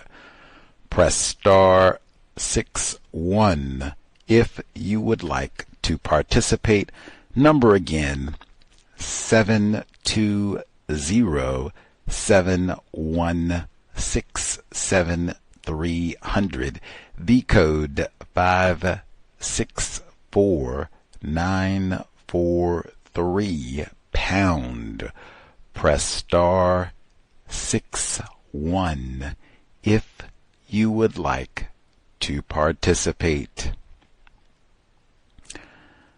Man, so many things. I guess before we even get started one yesterday, I was a little ignorant, a little retarded, messed up, didn't even see that the hands that were up for the book club. We'll try not to do that today. Certainly try not to do that as we proceed through the book club. Gus T would wait and do that. The book where we are reading about COINTELPRO and decide to be foolish with the switchboard. Getting it together. I will say, even if you are with us for the Catherine Massey Book Club or nay, either way, Assata Shakur just passed. People at least allege that, she symbolized something to them and inspired them in some way about their counter-racist pursuits and all, produced justice, maybe.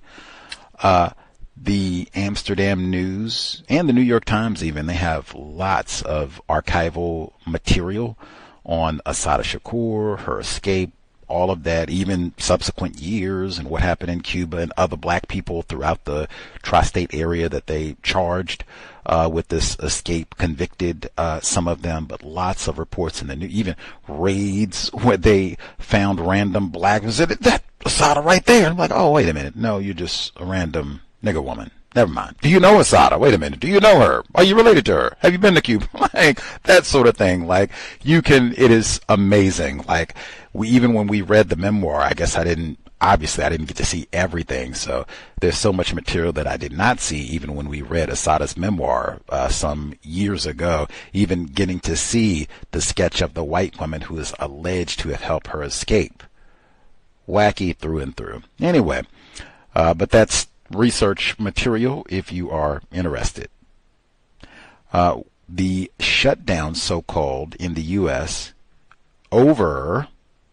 We had a number of C.O.W.S listeners who wrote in, and folks who direct federal employees, got some folks who got furloughed and other folks concerned about their paycheck and all the rest of it. Did hear in fact, the ordering, I heard it on the news first. So the shutdown was basically over late Wednesday night. By Thursday, I heard news reports saying that federal employees who had not been paid, they should get they said approximately 70% of their paycheck. They should have it within the next 72 hours. They said that on Thursday. So I said, hey, by Sunday, you won't be whole, but you should have a good chunk of your change by Sunday. Now let's see if they're truthful. I did hear from victims of racism, federal employees, that they did indeed get about what they said, about 75%, a little more, a little less of their nickels. And then I guess they'll get the rest, and now hopefully it won't be we gonna take, 10 years to get you your remaining few quarters or whatever. Hopefully they'll do that directly too, and some extra, like they'll do that fat bonus and everything. If you want the tickets to come to DC and meet President Trump, like I said, make it a counter-racist research trip. Take notes. Waste my time. Just give me my money and let's go. Get that bonus, and it's right at the great time. End of the year, it's getting cold. You can rack up, get winter coats and all that good stuff. Add it to the nest egg for the next shutdown. But I did hear folks getting their nickels back. Let us know if you are a federal employee, if you got furloughed, back to work, all that good stuff. Let us know. Neutralizing Workplace Racism every Thursday, 8 p.m. Eastern, 5 p.m. Pacific. I guess we had a listener who wrote in. She asked for suggestions if you are being stalked, and she said where same individuals are following, harassing in an unsafe manner, and if you report this to enforcement officers, which I think she has repeatedly, and nothing is being done about this, what do you do? Especially if you are a young lady classified as a black female. Any folks who have suggestions for staying safe? And I think these might be strangers, not, this is not like a sour romance, as they might say, or a squabble with a family member, or spades game gone bad. Nothing like that. I think these are total strangers. So, but repeat stalkers. So what would you do to try to stop this harassment if you've already contacted enforcement officials about this, made a report? Let us know if you have suggestions for a young lady. The report that we heard about Whitestown, I just want to get this in because I've seen lots of reports. I think listeners let me know about this last week. I had the audio. I had looked at reports and watched this, was horrified, and was going to share it last week. I failed. Then Lauren called in and reminded us about this, and lots of folks had heard about this, so we talked about it a little bit, reminded me like, oh, dang, I didn't even include that in the audio. I'm not sure. I think it was probably immediately. I'd have to go back and look at my browser history, but man, I have not seen, read, heard one report about Miss Maria Perez, non-white female, non-white, non-black, housekeeper, native of so-called Guatemala. I've not heard one report mention, oh, by the way, Whitestown, Indiana. That name is not just, oh, how cute. Indiana is Klan territory, and Whitestown specifically is a racially restricted region, so-called Sundown Town. And I know I had to, on racist suspect James Loewen and his dead body, I had to look this up immediately just because the name would have caught my attention. I'm like, oh man, I know, and it's in Jim Jones land, so I know ain't no Negras in Whitestown, and there ain't. And in fact, do you want to hear where this pops up at in Sundown Towns, which we read in the Catherine Massey book club 8 years ago? It is the beginning of chapter, Sundown Nation. So this is kind of at the beginning of the book. It reads, Sundown Towns are no minor matter. To this day, African Americans who know about sundown towns concoct various rules to predict and avoid them. In Florida, for instance, any town or city with Palm in its name was thought to be especially likely to keep out African Americans. In Indiana, it was any jurisdiction with a color in its name, such as Brownsburg, Brownstown, Brown County. Whitestown is in Boone County. Greenfield, Greenwood, or Vermilion County, and indeed all were sundown locales. Across the United States, African Americans are still understandably wary of towns with white in their names, such as Whitesboro, Texas, White City, Kansas, White Hall, Arkansas, Whitefish Bay, Wisconsin. I cannot tell you how out of my mind it is to say, hey, I was just there a couple months ago. And I went there and got rowdy with the white people about... That Negro Gus is crazy. Don't be like Gus T. Jesus Christ. Went there and got rowdy with a whole room full of white people and lived to tell about it. It's in the Cow's archives. Whitefish Bay, Wisconsin, and White Land, Whitestown, and White County, Indiana. And again, all the foregoing communities probably kept out African Americans. Ain't no probably with Whitestown, Indiana. Now, I would think White County, like, dang, I'm pretty sure it ain't no Negras in White County, Indiana either. Again, Indiana is like major Klan territory. They have whole books about this. Anyway, James Loewen verified that Whitestown, Indiana was indeed a Sundown Town. People wrote to him, and it got posted on his website before he died. People verifying that, yes, they lived there and they remember they had, and they said they had all kinds of signs up. Whitestown is in here, I think, a few times where they said, it's on his website, where he said they had all kinds of signs. Some of them were professionally made. Some of them were kind of tacky and put together, but it was the same. Negro.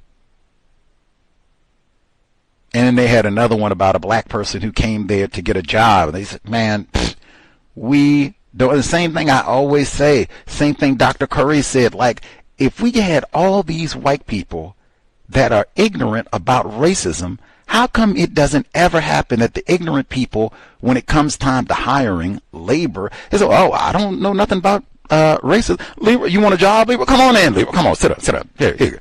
Got an applicant. Let's see, we got about 15 openings here. What you qualified to do, Leroy? Oh, man, welcome to the team. But that don't happen. It don't happen where a white person have to come in. What is wrong with you? Leroy, he qualified. He smelled pretty good. Got on a new suit and everything. Qualified. You know, you Phi Beta Kappa. Qualified. What's the problem? We don't hire no niggers. What you mean? You know, what's wrong with Leroy? That would be it. We don't have no ignorance like that. They don't have no ignorant white people like that in Whitestown, Indiana. They said the exact opposite. They just looked at him like, what are you, really? How did you even get here? What are you doing here? You should have been ran out as soon as you crossed the city limits. Asking for a job. What you gonna do if you have to work the late shift? Be here after the sun go down. Asking for a job. Get on it. That sort of thing. And I think some of these reports were like more recent for Whitestown. I didn't see none of this in my view.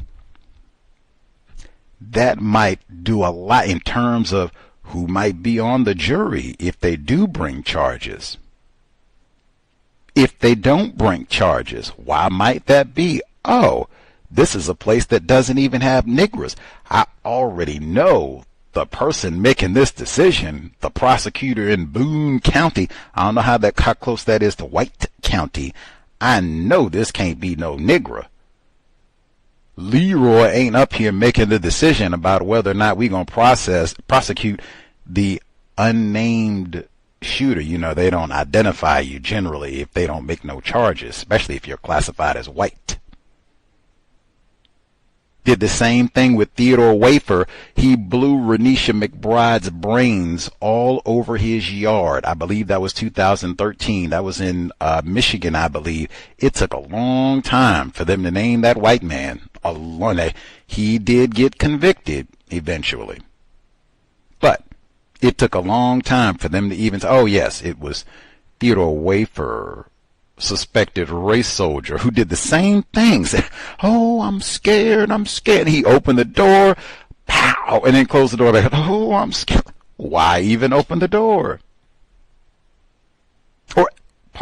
He did not do the same thing. Now, he did say he was afraid, but this person in Indiana, unnamed, didn't even open the door. They shot through the door. But it's been a lot of those cases as well. I'd said that last week, like, man, you are taking your life in your hands. You go to somebody's residence, private property.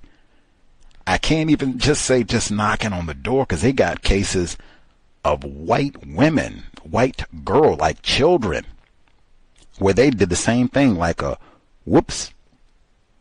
messed up with the address, maybe got the numbers crisscrossed, pulled into the wrong house, realized it. They didn't even get to the door to go and, ding dong ditch or nothing like that. And, dang, wrong house, my fault. Nothing. Nope. Didn't even get there. They just got to the driveway, got out. Wait a minute. This isn't the right house. Pow! And they were white. So I would double check, especially if you got young drivers. Be extra careful about going to a private residence. You're going to a neighborhood that's unfamiliar. anything like that. A lot of this, too, I think, is end stage white supremacy. Same thing, really, I said from COVID, that you got a lot of white people, they have guns. Hey, I was ready to use my Glock anyway. And then you add any level of stress, drugs, alcohol, anxiety about the shutdown, whatever else. White genetic annihilation, especially if there's a dark person involved, and oh yeah, I got to shoot him. Liza, listener sent me a report this week about road rage incidents, and they have been rising astronomically for years. They said at least a good 5 years. They have just been rolling, especially in places where they have lax gun laws, apparently, like Washington State. But same type of thing I would expect. White people, gun, I'm mad. You don't cut me off. I got to blow your brains off. Like, woo. Keep that in mind when you're out driving. Like, man, you have no idea. Does this person have a concealed weapons permit? Like, ooh-wee, am I ready to get into a gun battle out here because they cut me off? Or they took my parking spot? And it's been tons of those cases. We talked about some of those too. Like, man, end stage white supremacy. Bang, bang. They said I gotta wear a badge that housekeeper. Isn't that embarrassing? Isn't that embarrassing? In broad daylight, I could see maybe if you were going out and you're gonna do some cleaning at midnight, 2 in the morning. It's like, oh, okay, yeah, you better get lights and a badge and all that. She was there in broad daylight with cleaning materials. Come on, man. Come on. Let's see. The reports, I already mentioned that we are reading about Evelyn Williams' memoir. She's Assata Shakur's aunt, and she was her legal representative in a number of these cases, the Turnpike shooting and some of these other, what I think end up being just made up, fabricated charges. But this memoir mentions many aspects of white supremacy racism, including the Atlanta child murders. It does not mention the Wilmington Purge. It mentions talking about family losing property in Wilmington, North Carolina, and the Klan in this area and all the racism they experienced. No mention of Wilmington. It was Evelyn Williams' parents, and that would be Assata Shakur's mother, were born, or Assata Shakur's mother's parents, Assata Shakur's grandparents, that they had property in Wilmington, North Carolina. Racial dislocation, theft of black property. And her parent, or Assata's grandparents, they were born like 2-3 years after the Wilmington Purge in that part of North Carolina. No mention of this in the book. And I said, oh my goodness, like so many victims of racism, we are not experts on racism, white supremacy. We are not informed about these types of events, even if we have a strong geographic connection to these areas.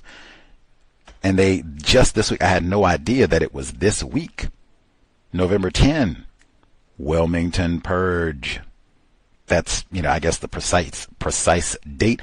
I'm under the impression that this went on maybe for like a day or two, a little while. So, but this would be the week they had lots of ceremonies in Wilmington. I saw some it looked like black educators in the Wilmington area talking about the importance of teaching about this event in schools. On the one hand, I was thinking, wow, that's commendable, black brother, and right on to make sure people that would correct to make sure anybody writes a memoir about racism in Wilmington, North Carolina, they're going to mention that purge. The other part of me was thinking, ooh-wee, brother, you going to be DEI'd out of a job. You go into a school in Wilmington or Charlotte or Greensboro, Charlotte, Mecklenburg County, and talking about, well, today, class, children, instead of Christopher Columbus, we'll talk about another November event in North Carolina history. Man, and especially you classified as black. Matter of fact, this was a black male who was saying this too. Like, where did you come from anyway? We're only supposed to have black male teachers, and you up here talking about teaching about get on out of here. Get your things. Get out of here. Give me your badge. Let's go. Beat it. Let's see.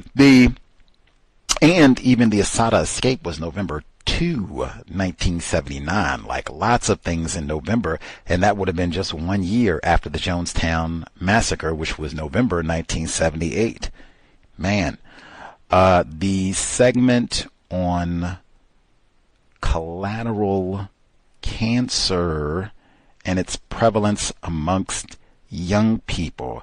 Now, I did preface that segment with D'Angelo, and the reason being he just passed away, although it was not from colon cancer, it was from pancreatic cancer.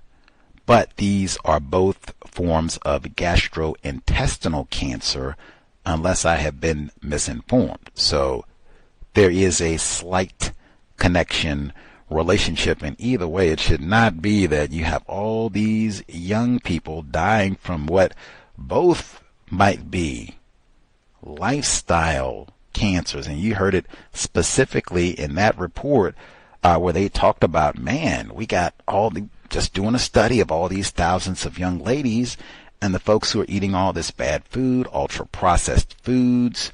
You are on track for colon cancer. And that's lots and lots of folks for financial reasons that we heard in the report. No SNAP benefits, government shutdown, don't have time to cook, don't know how to cook. Could be lots of reasons. But the end result being lots of people eating really bad food, and particularly that report, they said lots of young people. So you got younger people getting colon cancer, younger people with obesity, hypertension, high blood pressure. Man, they said for both of them, food, keep coming back to food. Now, we do live in an obesogenic environment. That is in the book. You are what your grandparents ate, Judith Van Layson. So glad we had her as a guest on the program. She's not a doctor, but lots of great information. And she talked about that, a lot of those same details in terms of, hey, this is a massive problem. And even when you start very young and you develop those poor eating habits, that can have a massive impact for your life. She has lots of information in the book from doctors in that book that talks about that exactly, which is why I said also, if you're going to be a parent, and she has this in her book too, if you're going to be a parent, and particularly you're going to be a parent of a child that's going to be a victim of white supremacy anyway, hey, I cannot be reckless and be talking about I'm going to be a responsible attempted parent and trying to do counter racism, and I'm sitting up here drinking soda pop and Coca-Cola and Snicker bars, and I done raided all the old Halloween candy and munching on suckers and Tootsie Rolls and eating McDonald's all day long and crazy. Like, come on. And doing that in front of a child? Come on. Then we're going to watch television where they eat the same food all day long. So that's just what they get. Oh, that's what we're supposed to eat. Okay, chicken nuggets. Okay, Lunchables. Okay, fruit by the foot. Okay, potato chip. Come on. You can't even breastfeed if that's what you're going to eat. Like, come on. Be responsible, especially if you're going to be an attempted parent, like you really, both male and female. She got that in the book. Can't even just be the female. Like, everybody, clean up your diet. Big time conversations before you even get to the bedroom about health and nutrition. What are we going to feed this child? What are we going to tell them about food? What are we going to allow them to eat? What types of foods are we going to have around them? All of that. Are we going to breastfeed? All of that. But that hypertension, all of those reports, there's so much food, but Fuller said that. He has that in correct uses of time and energy. Correct eating. And you get that many reports, just waves of them about, hey, You don't put no investment in correct eating, this is what's going to happen. Increasingly, you get the results. Childhood, you might get them with being obese and hypertension for it. Like, come on, Lunchables, all those ultra-processed foods. Let's see. This report, they are reducing, Gavin Newsom, governor, they're reducing the taxes on recreational cannabis in California. And they were talking about pros and cons. How will this impact schools, young people that were promised money from the sales of recreational cannabis? And they're saying that as things stand currently, they can't really compete with the so-called black market. Now, that's a term that's in Fuller's Word Guide, not to be used. They could just say illicit market. Why does everything bad is Black Day? Depression is associated with black. If we don't have any power, it's a blackout. Like, come on. And I heard them, even in crisis times in Texas, they had a power outage.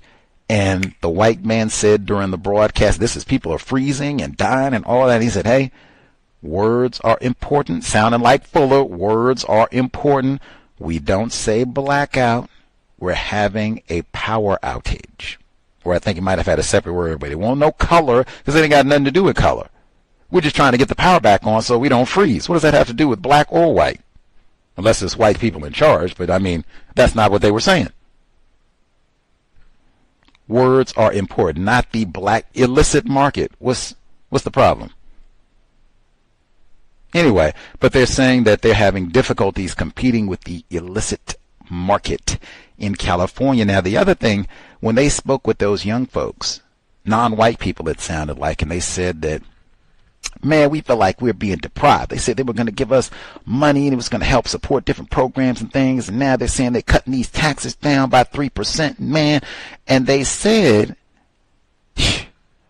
everybody smokes at school. Now, this wasn't a college. This was a high school. She said, everybody smokes at school, especially if you're a minority, words are important, non-white person, victim of white supremacy. So easy to get sucked into that drug culture.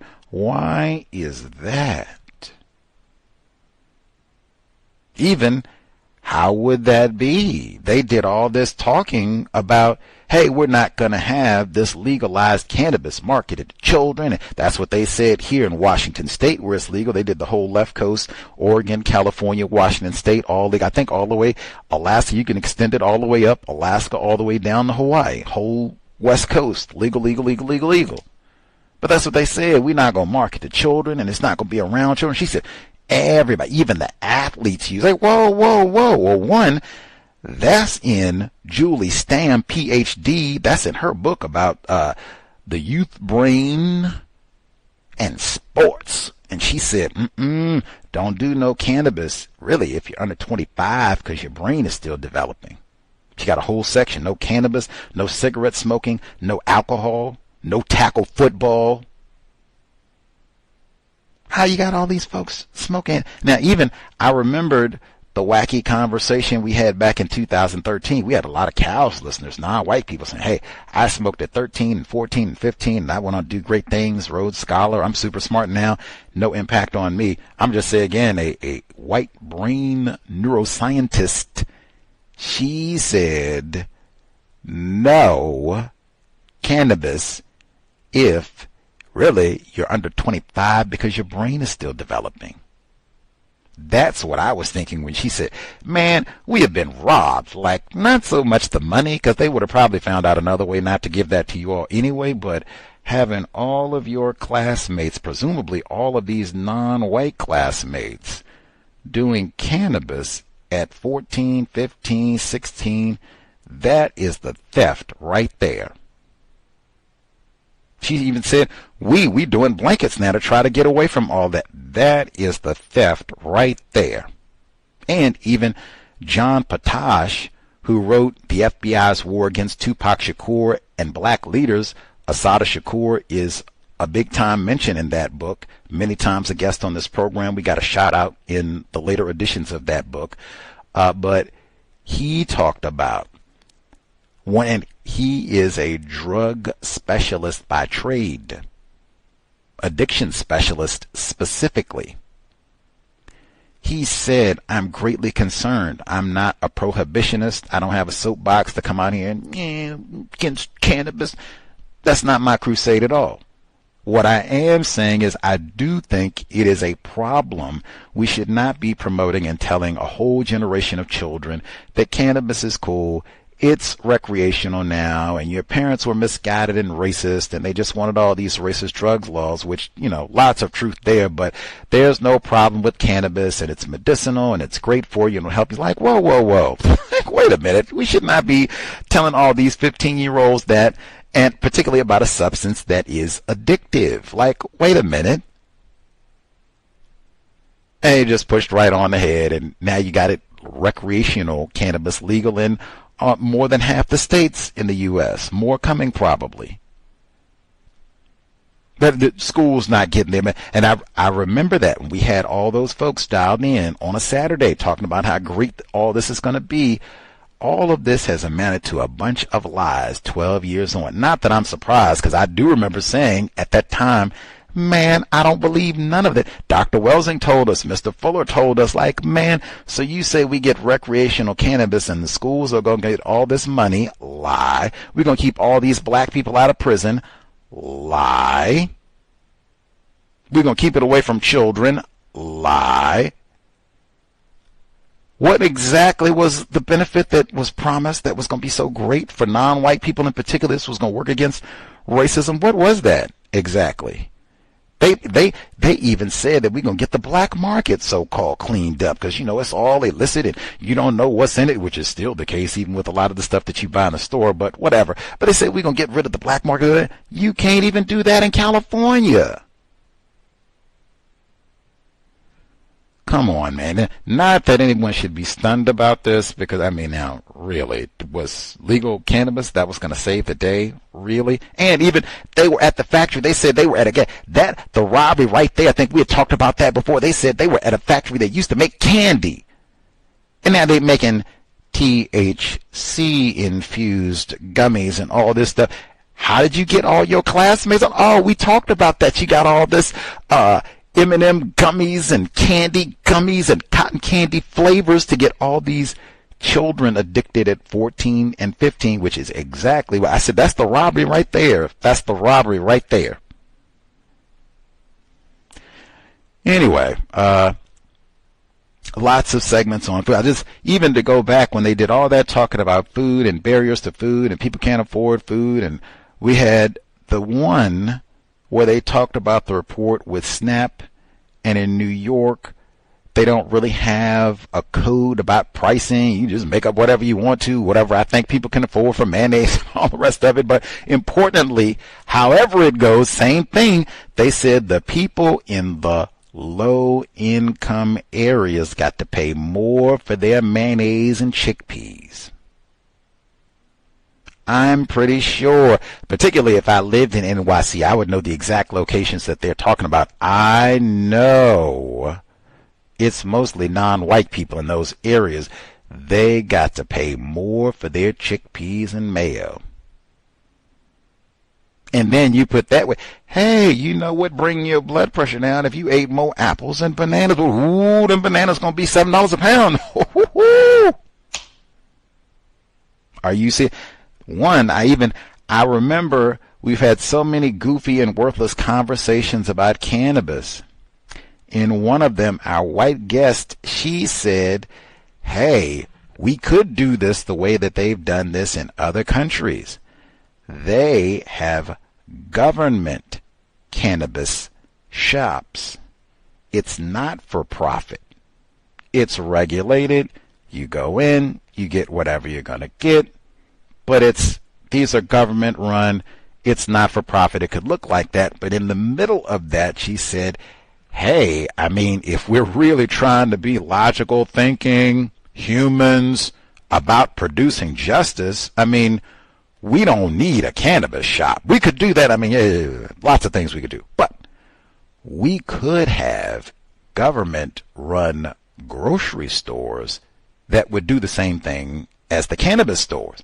I said, what? She says, yes, they do have that in the world, the same way they have the cannabis shops. We could do that here. It could be subsidized produce things. People could go and get those apples, get those bananas, get that blood pressure down naturally, make some smoothies. I had one of them yesterday. Wouldn't have to pay $7. It's not really run to make money, government subsidy, just helping people take care of themselves, and even get rid of what they call it, food deserts. We don't, and might even make some jobs. People got to come and run the store, but we don't want to, Can't get them bananas and apples to take care. I have heard that. I will say, as a proud vegan, I have heard that from many people who have said, hey man, asparagus are expensive. Brussels sprouts are expensive. She said apples are expensive, especially if you get organic. Strawberries, blueberries, they are expensive. Yes, they are. Same thing I said before. You know what else is expensive? Having D'Angelo's funeral at 50. Funerals get real pricey. Like, I'll put it to you this way. You want to buy a pint of organic blueberries? You want to look at how much those caskets cost. They are expensive. You can buy a whole lot of bags of apples for the price of a casket. Facts. Go to the funeral home and ask them how much the services cost, especially if you're going to be checking out early, eating a whole bunch of Bentley lifestyle. I'm not going to get them bananas, or I can't afford them. White people don't allow me to afford no apples. So all I can eat is them salty food, them ultra processed foods that they mentioned. They don't put no places around me where I can get access to fresh apples. All they got around me is McDonald's and Popeyes and KFC. Okay. They do that skillfully, frequently. Okay. Look at the prices of those caskets. In fact, you could be here. Go look at the price. What is it? Ozempic. Now, that's supposed to be for your diabetes and such, for people get their weight down. But I mean, hey, people that's got them children with the obesity and hypertension. You might have to be on Ozempic for the next, I don't know, life. That's expensive too. Might be more expensive than them blueberries. Bananas, apples, Brussels sprouts, chickpeas. Chickpeas are not expensive. Super healthy, super good for you. Let's see. The Wi-Fi got rid of the digital equity program and called it racist. That stood out to me just because it's very rare for a white person to be called racist. The president labeled a program racist. And the program didn't even specify that we're going to try and hook black people up with Wi-Fi. Like, there were, poor white people, what they call rural areas, also struggling with Wi-Fi. Call it white sacrifice. Oh well, ain't get no Wi-Fi. They can't get online. We can't get. Wait, man, we gonna get Anarchist Cookbook. Figure out to make some pipe. Get a hotspot on your phone. I don't know what to tell you. Let's see. I included the segment. They said it's been 10 years since the police killing of Jamar Clark in Minnesota, where they have no black people. I feel like the only black people that I know in Minnesota are famous because they were killed by the police or they're entertainers. And even one of the entertainers is dead. Prince ain't even with it. He didn't even live that long. See? Privileged black fellas. Let's see. They had that report from First Post about tourist snipers, and we're going to go to Bosnia and do some killing for fun. They said it was stunning. I said, nope. That is not stunning.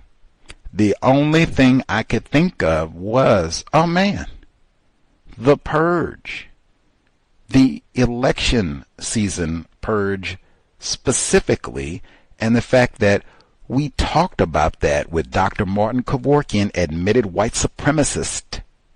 That's another one. The people, Gus T, you're a coon up your top. Admitted. So would it be better for me to say suspected white supremacist for someone who said on air multiple times, yes, admitted white supremacist? Trying to follow logic. Anywho, admitted white supremacist, Dr. Martin Kevorkian. We talked about that segment specifically from the film The Purge. White people, South African white people, they bragged, boasted about, we came to the U.S. to purge. Oh, we love it. And then they started speaking Afrikaans. We talked about the significance of all of that. And now we're ready. Yes, this does happen. Or you've got, and now they said wealthy tourists. Who are they talking? Is this Lakeisha? These are some of Oprah Winfrey's homies and such. They put a few nickels together. We're going to go Bosnia, man. I got this AR-15. I got it during the Rona crisis, and I thought they were going to come and steal my toilet paper and hand sanitizer, but things have calmed down, and, you know, my AR-15 is getting dusty, and, you know, my trigger finger gets itchy. And they was to say, you know, I thought I was going to get to shoot a few folks, and, you know, we ain't even got no Rona cry. People not even wearing masks no more, you know. I'm going to head over here to Bosnia, see if I can, you know, pick off a few folks. What? What? White people put this in their films, and white people brag about this sort of thing. Now, I've never heard of an actual war situation where you already were, hey, we add 2-3 bodies to the count. What's the big deal? What? What does it mean to be white? And now I can say, even though not a wartime situation, although I'm sure that's happened before too, during Hurricane Katrina, this did happen. They got this on video. It was written about. A.C. Thompson, same thing. You got a natural disaster this time where you're going to have a lot of deaths. Hey, we're racist. We like killing. We are classified as white. We kill for fun. We come in and add 2-3 bodies to it. What's the big deal? Who'll know? 11,000 people died. 11,010 people died. 1,200 people died. The sun got them. They drowned. Diabetes. Who knows? What does it mean to be? And man, we should put that on T-shirt. Like, man, I said that before. Who courageous enough to do that? It takes a whole lot of courage sitting around and criticize another non-white person. And Leroy, you ain't doing it right. You don't know nothing about counter-racism. Man, you courageous. Put that on a T-shirt. White people kill for fun.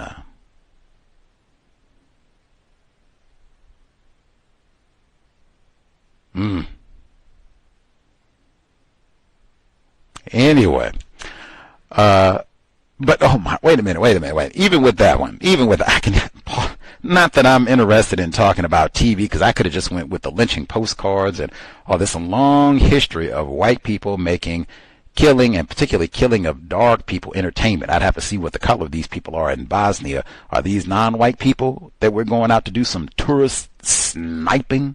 Call it a safari. Even that right there, this is because they use that language, safari. That suggests that what we are shooting at, not people. These are not humans. So are these non-white people?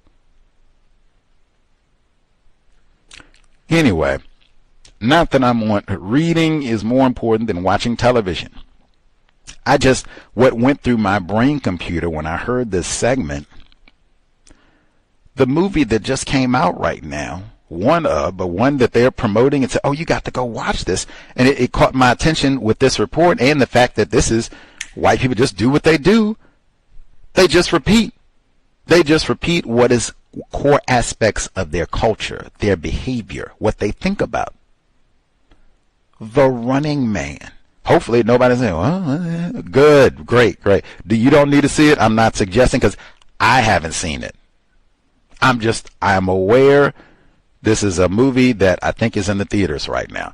What is this? Oh, and I know what this movie is about, and I don't need to see it because this is a do-over. They just keep remaking, and this is based on a book. So I'm not even saying you need to read the book. All of that said, what is all of this about? White people make a television show because they know we love watching TV. Brave New World, they make a TV show and a game out of killing people. And they got the white man, for people that are old enough, the TV show Family Feud. They got the white man who used to host Family Feud before Steve Harvey. They got him to host the original movie of The Running Man. He was the host of this game show, and Arnold Schwarzenegger, Jim Brown, the late Jim Brown, but Arnold Schwarzenegger was in this where they make a game out of killing people. And that's what the book is about. They make a TV show out of killing people. This is white culture. And this was set in the future, in fact, when it came out. I think the book this is sci-fi. But yet, white culture. We love all of that. So, no, it was not stunning, although I had not heard a wartime situation. We just add to the body count for our pleasure. But, hey, what does it mean to be white? And I'm not suggesting you need to watch any of the Purge films either. We did talk about that in the archives, and we did Dr. Kevorkian. You can just go back and hear his thoughts, views on that segment, white people. South African white people. We're going to come to the U.S. and do some safari sniping. Let's see. Last, I guess, two quick thoughts I'll get in since I already talked about Ms. Perez. President Trump doing those pardons. I thought it was so critical. They said that late Sunday evening. Normally, they have press conferences bright and early, 9 a.m. Eastern Standard Time, noon, afternoon, 1 p.m., really early business hours. Sunday evening? What? We watching brain damage and what? Sunday evening? I mean, why would you do it then when, people are not even at work? That's not business hour. People are out on vacation and getting drunk and dreading going into work the next day. Why would you release it? That's like you tried to slip this past us. Okay, then they come out and talk about the shutdown. They come out in broad daylight, come out and stand, get the microphones at the Rose Garden, Oval Office, and let's get to, you don't wait till, 8 p.m. on a Sunday. That's okay. Now we're going to, whoa, y'all with the football? Oh, no, don't even worry about it. Don't even get it next week. Like, what? Anyway, but he pardoned all his folks. We had folks who said, if Peyton Gendron, if he does get the death penalty in New York, President Trump might pardon him too. He may indeed. Anyway, they said former mayor of New York, Rudy Giuliani, white man, Jeffrey Clark, they said they were being shut down and silenced about their views on the 2020 election. What? What? What do you mean shut down? We just went through what?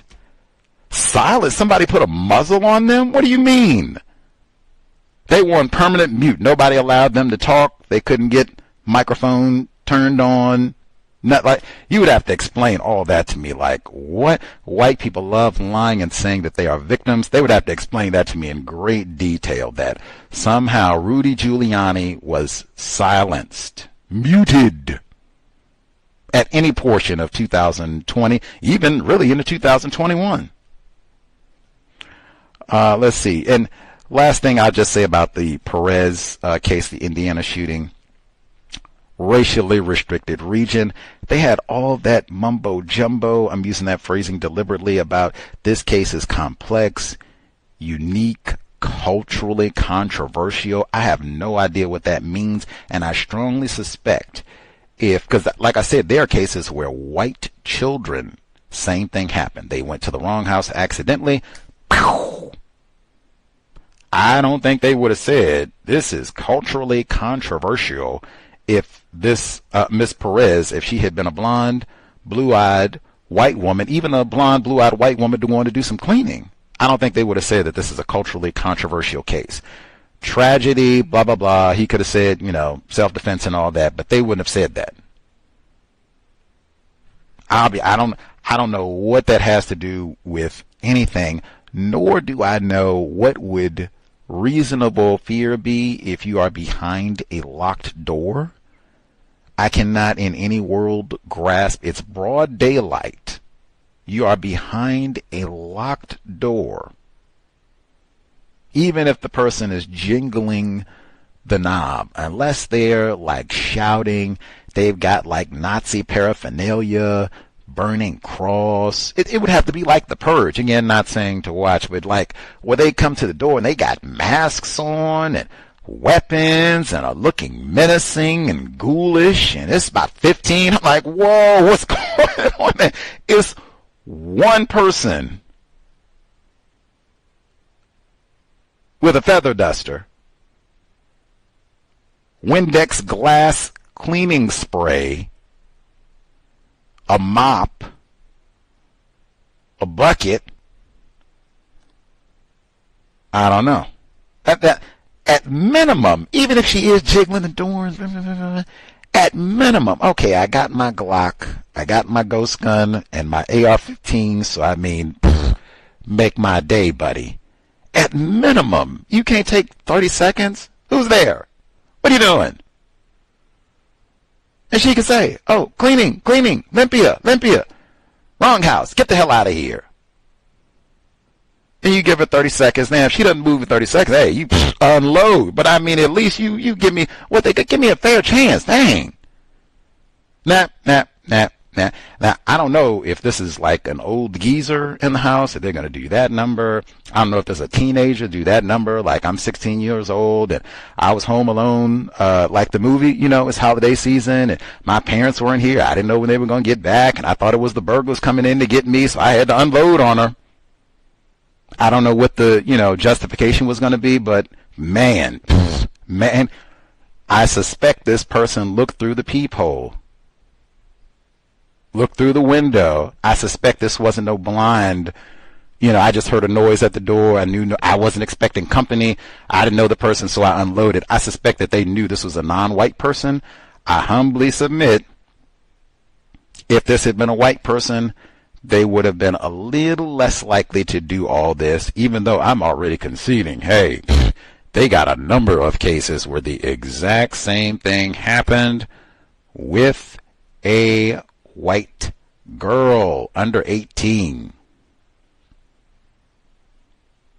Again, double check your addresses if you're going to private property, because white people will unload. I'll also say all these cases that I've seen, I don't think I've seen one case where it was a black person. I'm not saying it's never happened.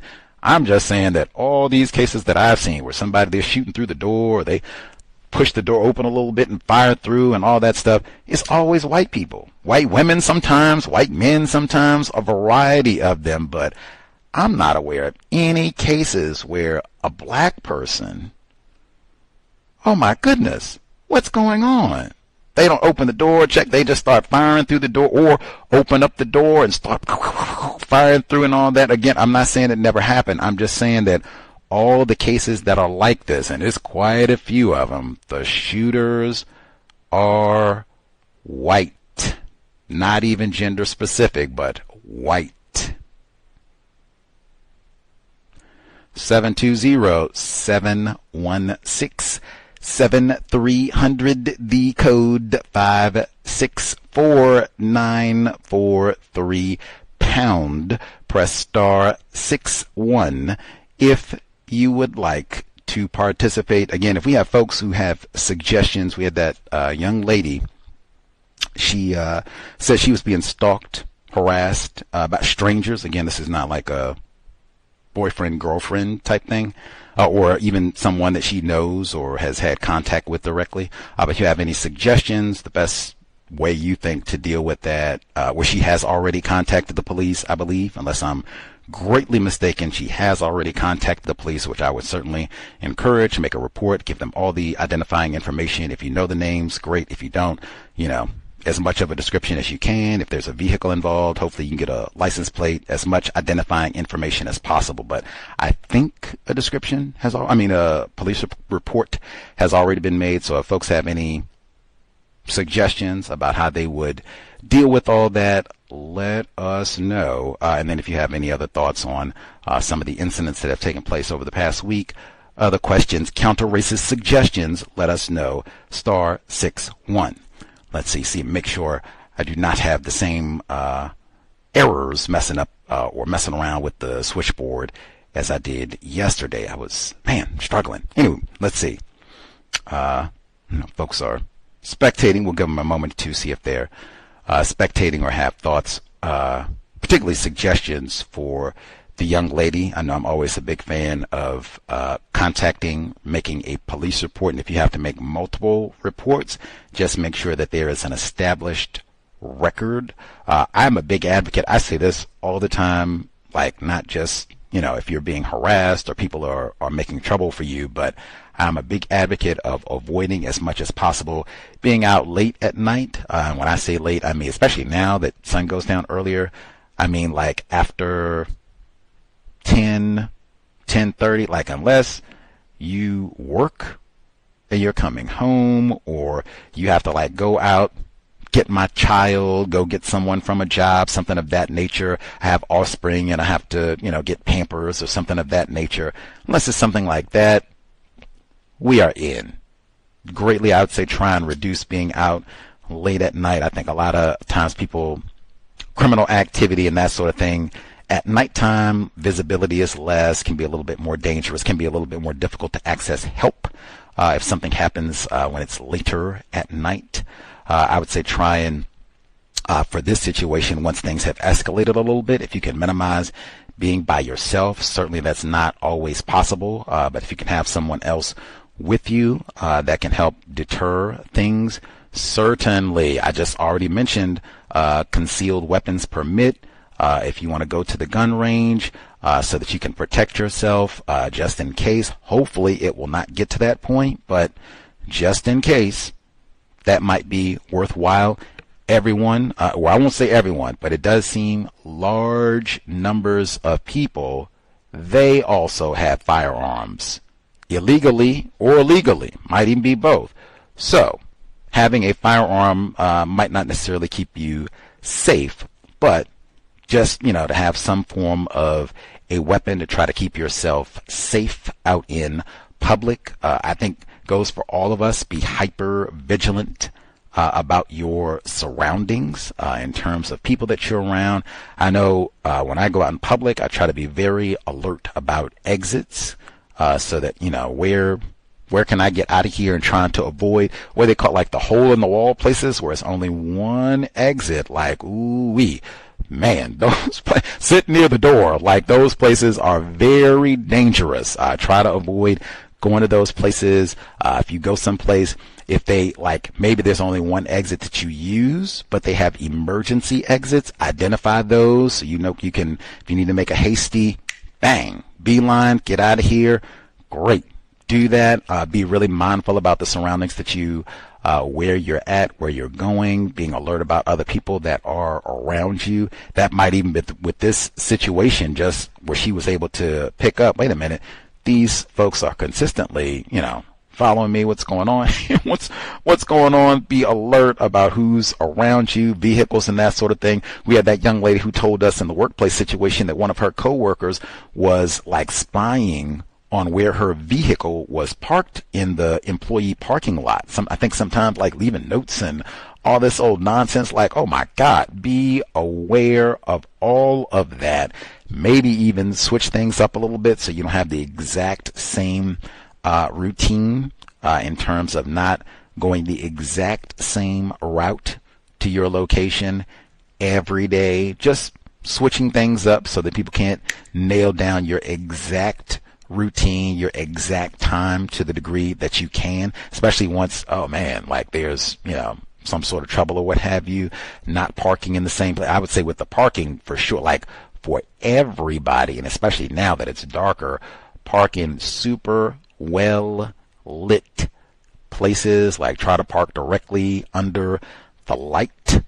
Try to, if you can, park really close to the front of the establishment so you can have people who can see your car when you go to get in, when you go to get out, all of that. So if somebody's following you, other people would see that as well if they're coming to harass you and that sort of thing. Don't be afraid. If you can, places that you go, if they have security, see if you can identify them so that you can make a beeline. If you are being followed and what have you, bang, sir, ma'am, I'm being harassed. If you could please help, if you could contact enforcement authorities. This has been a regular problem. I've already reported this to the police. Those are the people right there. And especially if they're following you in any form, even if they're not enforcement officials like local police directly, if they're just security, maybe, that's might not necessarily be true, but they might have been trained better than like typical citizen in terms of description, clothing, height, skin color, vehicle identification, all of that, where they, bam, have already been trained, get all that stuff written down in a much more accurate manner than a typical citizen like myself, where it's, what? Jeans? I don't know, like that sort of thing, where they can get all that information written down, bang, so you can get a really accurate description, report, maybe even vehicle identification and all that good stuff to enforcement officials, so you can get, who are these folks, get all this stuff stopped.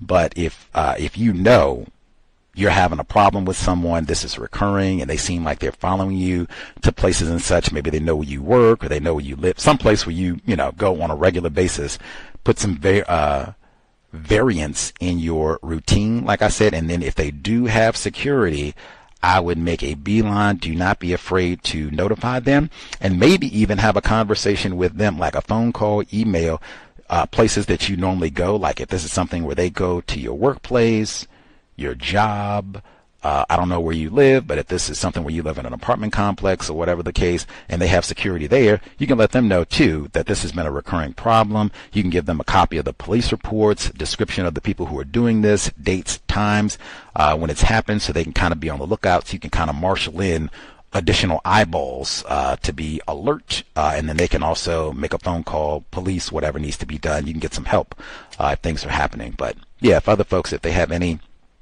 suggestions, and again, like I said, being mindful, certainly any victim of racism, you can get your firearm, concealed weapons permit and all that, go practice, so you can be competent and what have you at the gun range, or if you fire range in your basement, a la 22 caliber killer up in Buffalo, but get proficient with your weapon. But again, lots of people, white and non-white, have firearms, legal and illegal, so just having a weapon won't necessarily keep you safe on the plantation. And hey, Philando Castile might even put you in greater danger in some instances. It is not safe on the plantation for sure.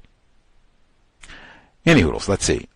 We'll give folks like 5 minutes or so, see if they have additional thoughts. I don't think I'm being goofy with the switchboard, at least today, at least. Yesterday, yes, I was messed up. My bad. Do better, especially for the book club, but I don't think so today. So folks are spectating and such, perhaps, I don't know, getting ready for the horror days. Some of the listeners mentioned that for neutralizing workplace racism that we'll chat about for the coming Thursday.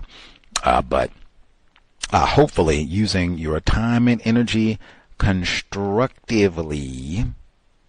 Certainly not, we got to get, now that the shutdown is over, we can get back to normal holiday preparations and flights and all of that. Incidentally, for so-called Thanksgiving at least, they said they think it's going to take at least some days, vague days, to get things kind of restored. People back, flight attendants or air traffic controllers and other folks, people who were furloughed and all that. Paychecks, they said, 72 hours. They were not as precise about now how long is it going to take to get canceled flights back and all this rerouted and blah, blah, blah and all that. I might still have some second thoughts. If it was going to be like a major flight for Thanksgiving, I'm not sure. It's normally kind of a mess anyway. Like, ugh. I'm not sure. That might be one we'll wait and maybe we'll just pile all up for White Jesus' birthday. Do it that way. We can Zoom or, like I said, drive. But I would have some serious reservations about we're going to all go to the airport like next Wednesday and think everything, like not this coming Wednesday, a week from this Wednesday, and think everything is going to be copacetic. Like, even just the human element of this all, that's basically 14 days. Do I think all the stress and strife from all this and people who missed paychecks and all that, and they said some folks were taking on other jobs and being evicted, 65% of federal employees paycheck to paycheck. Do I think the stress of all that will be alleviated in 14 days? Probably not. As such, I would at least have some thoughts. I guess, folks, if you do air travel in the next 2 weeks, maybe you can let us know. How was it? Did you have delays? Was it, hey, boring flight experience? I got there, did my typical routine. We got through, no problems, weren't overbooked or anything like that. We didn't have any excessive waits or delays or anything like that. Boring, safe flight experience. Let us know. And then, like I said, it is kind of a mess for the so-called holidays anyway. Is it going to be really, really bad, like even atypical for holiday season in about 14 days? Or are they going to have their act together by then? We shall see.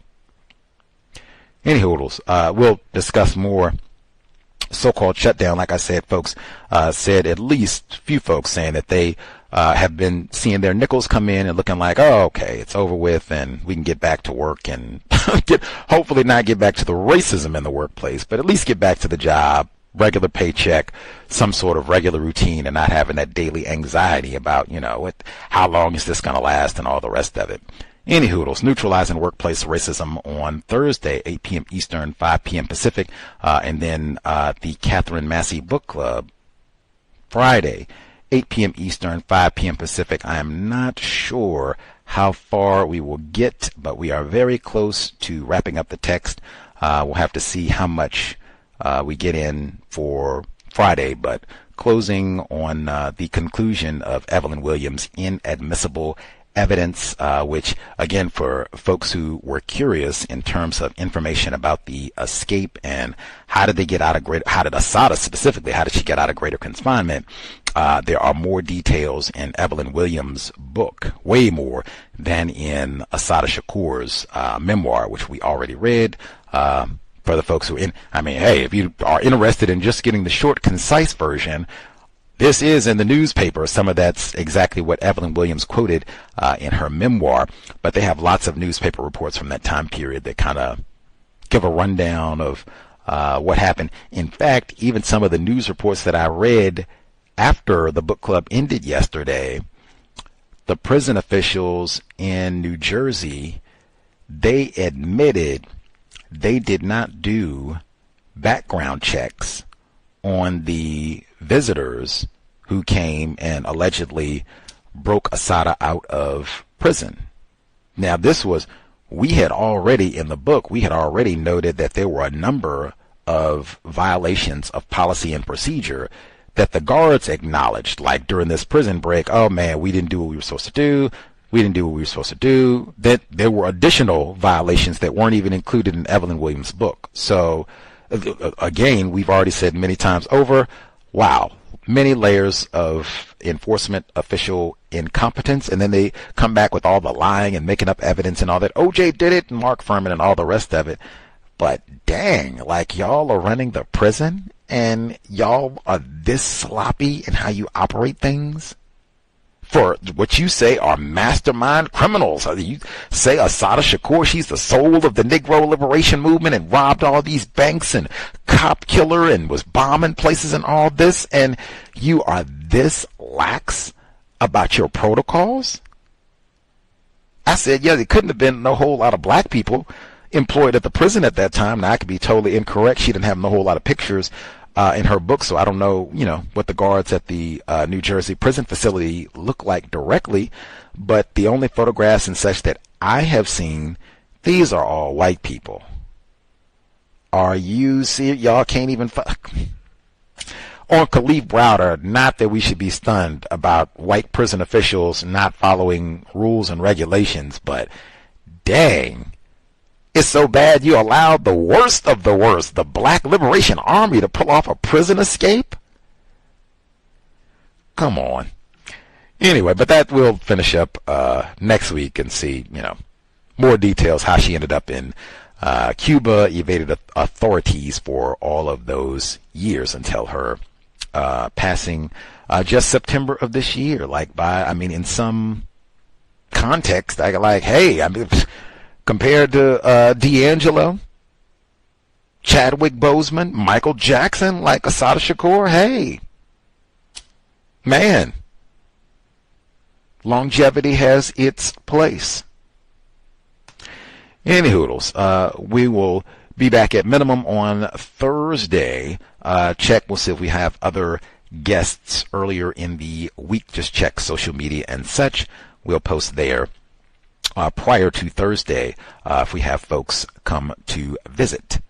That said, folks are spectating. I didn't see hands. I don't think that was my fault today. Yes, on my grind, not my fault today. Didn't see any hands. We'll be here on Thursday. Drop an email untiljustice@gmail.com, especially if folks have any suggestions for the young lady saying that folks are harassing. For sure, that should be one. Not being spectators, especially if folks have any sort of code that you give to your daughters, younger sisters, nieces, granddaughters, whatever it is, or I don't know if you work with young ladies, if you have any sort of code that you give them about staying safe in public and such, especially strangers and what have you, if you have any tidbits, let us know. Would be grand to pass along. Like I said, if you drop an email untiljustice@gmail.com, then I can forward along.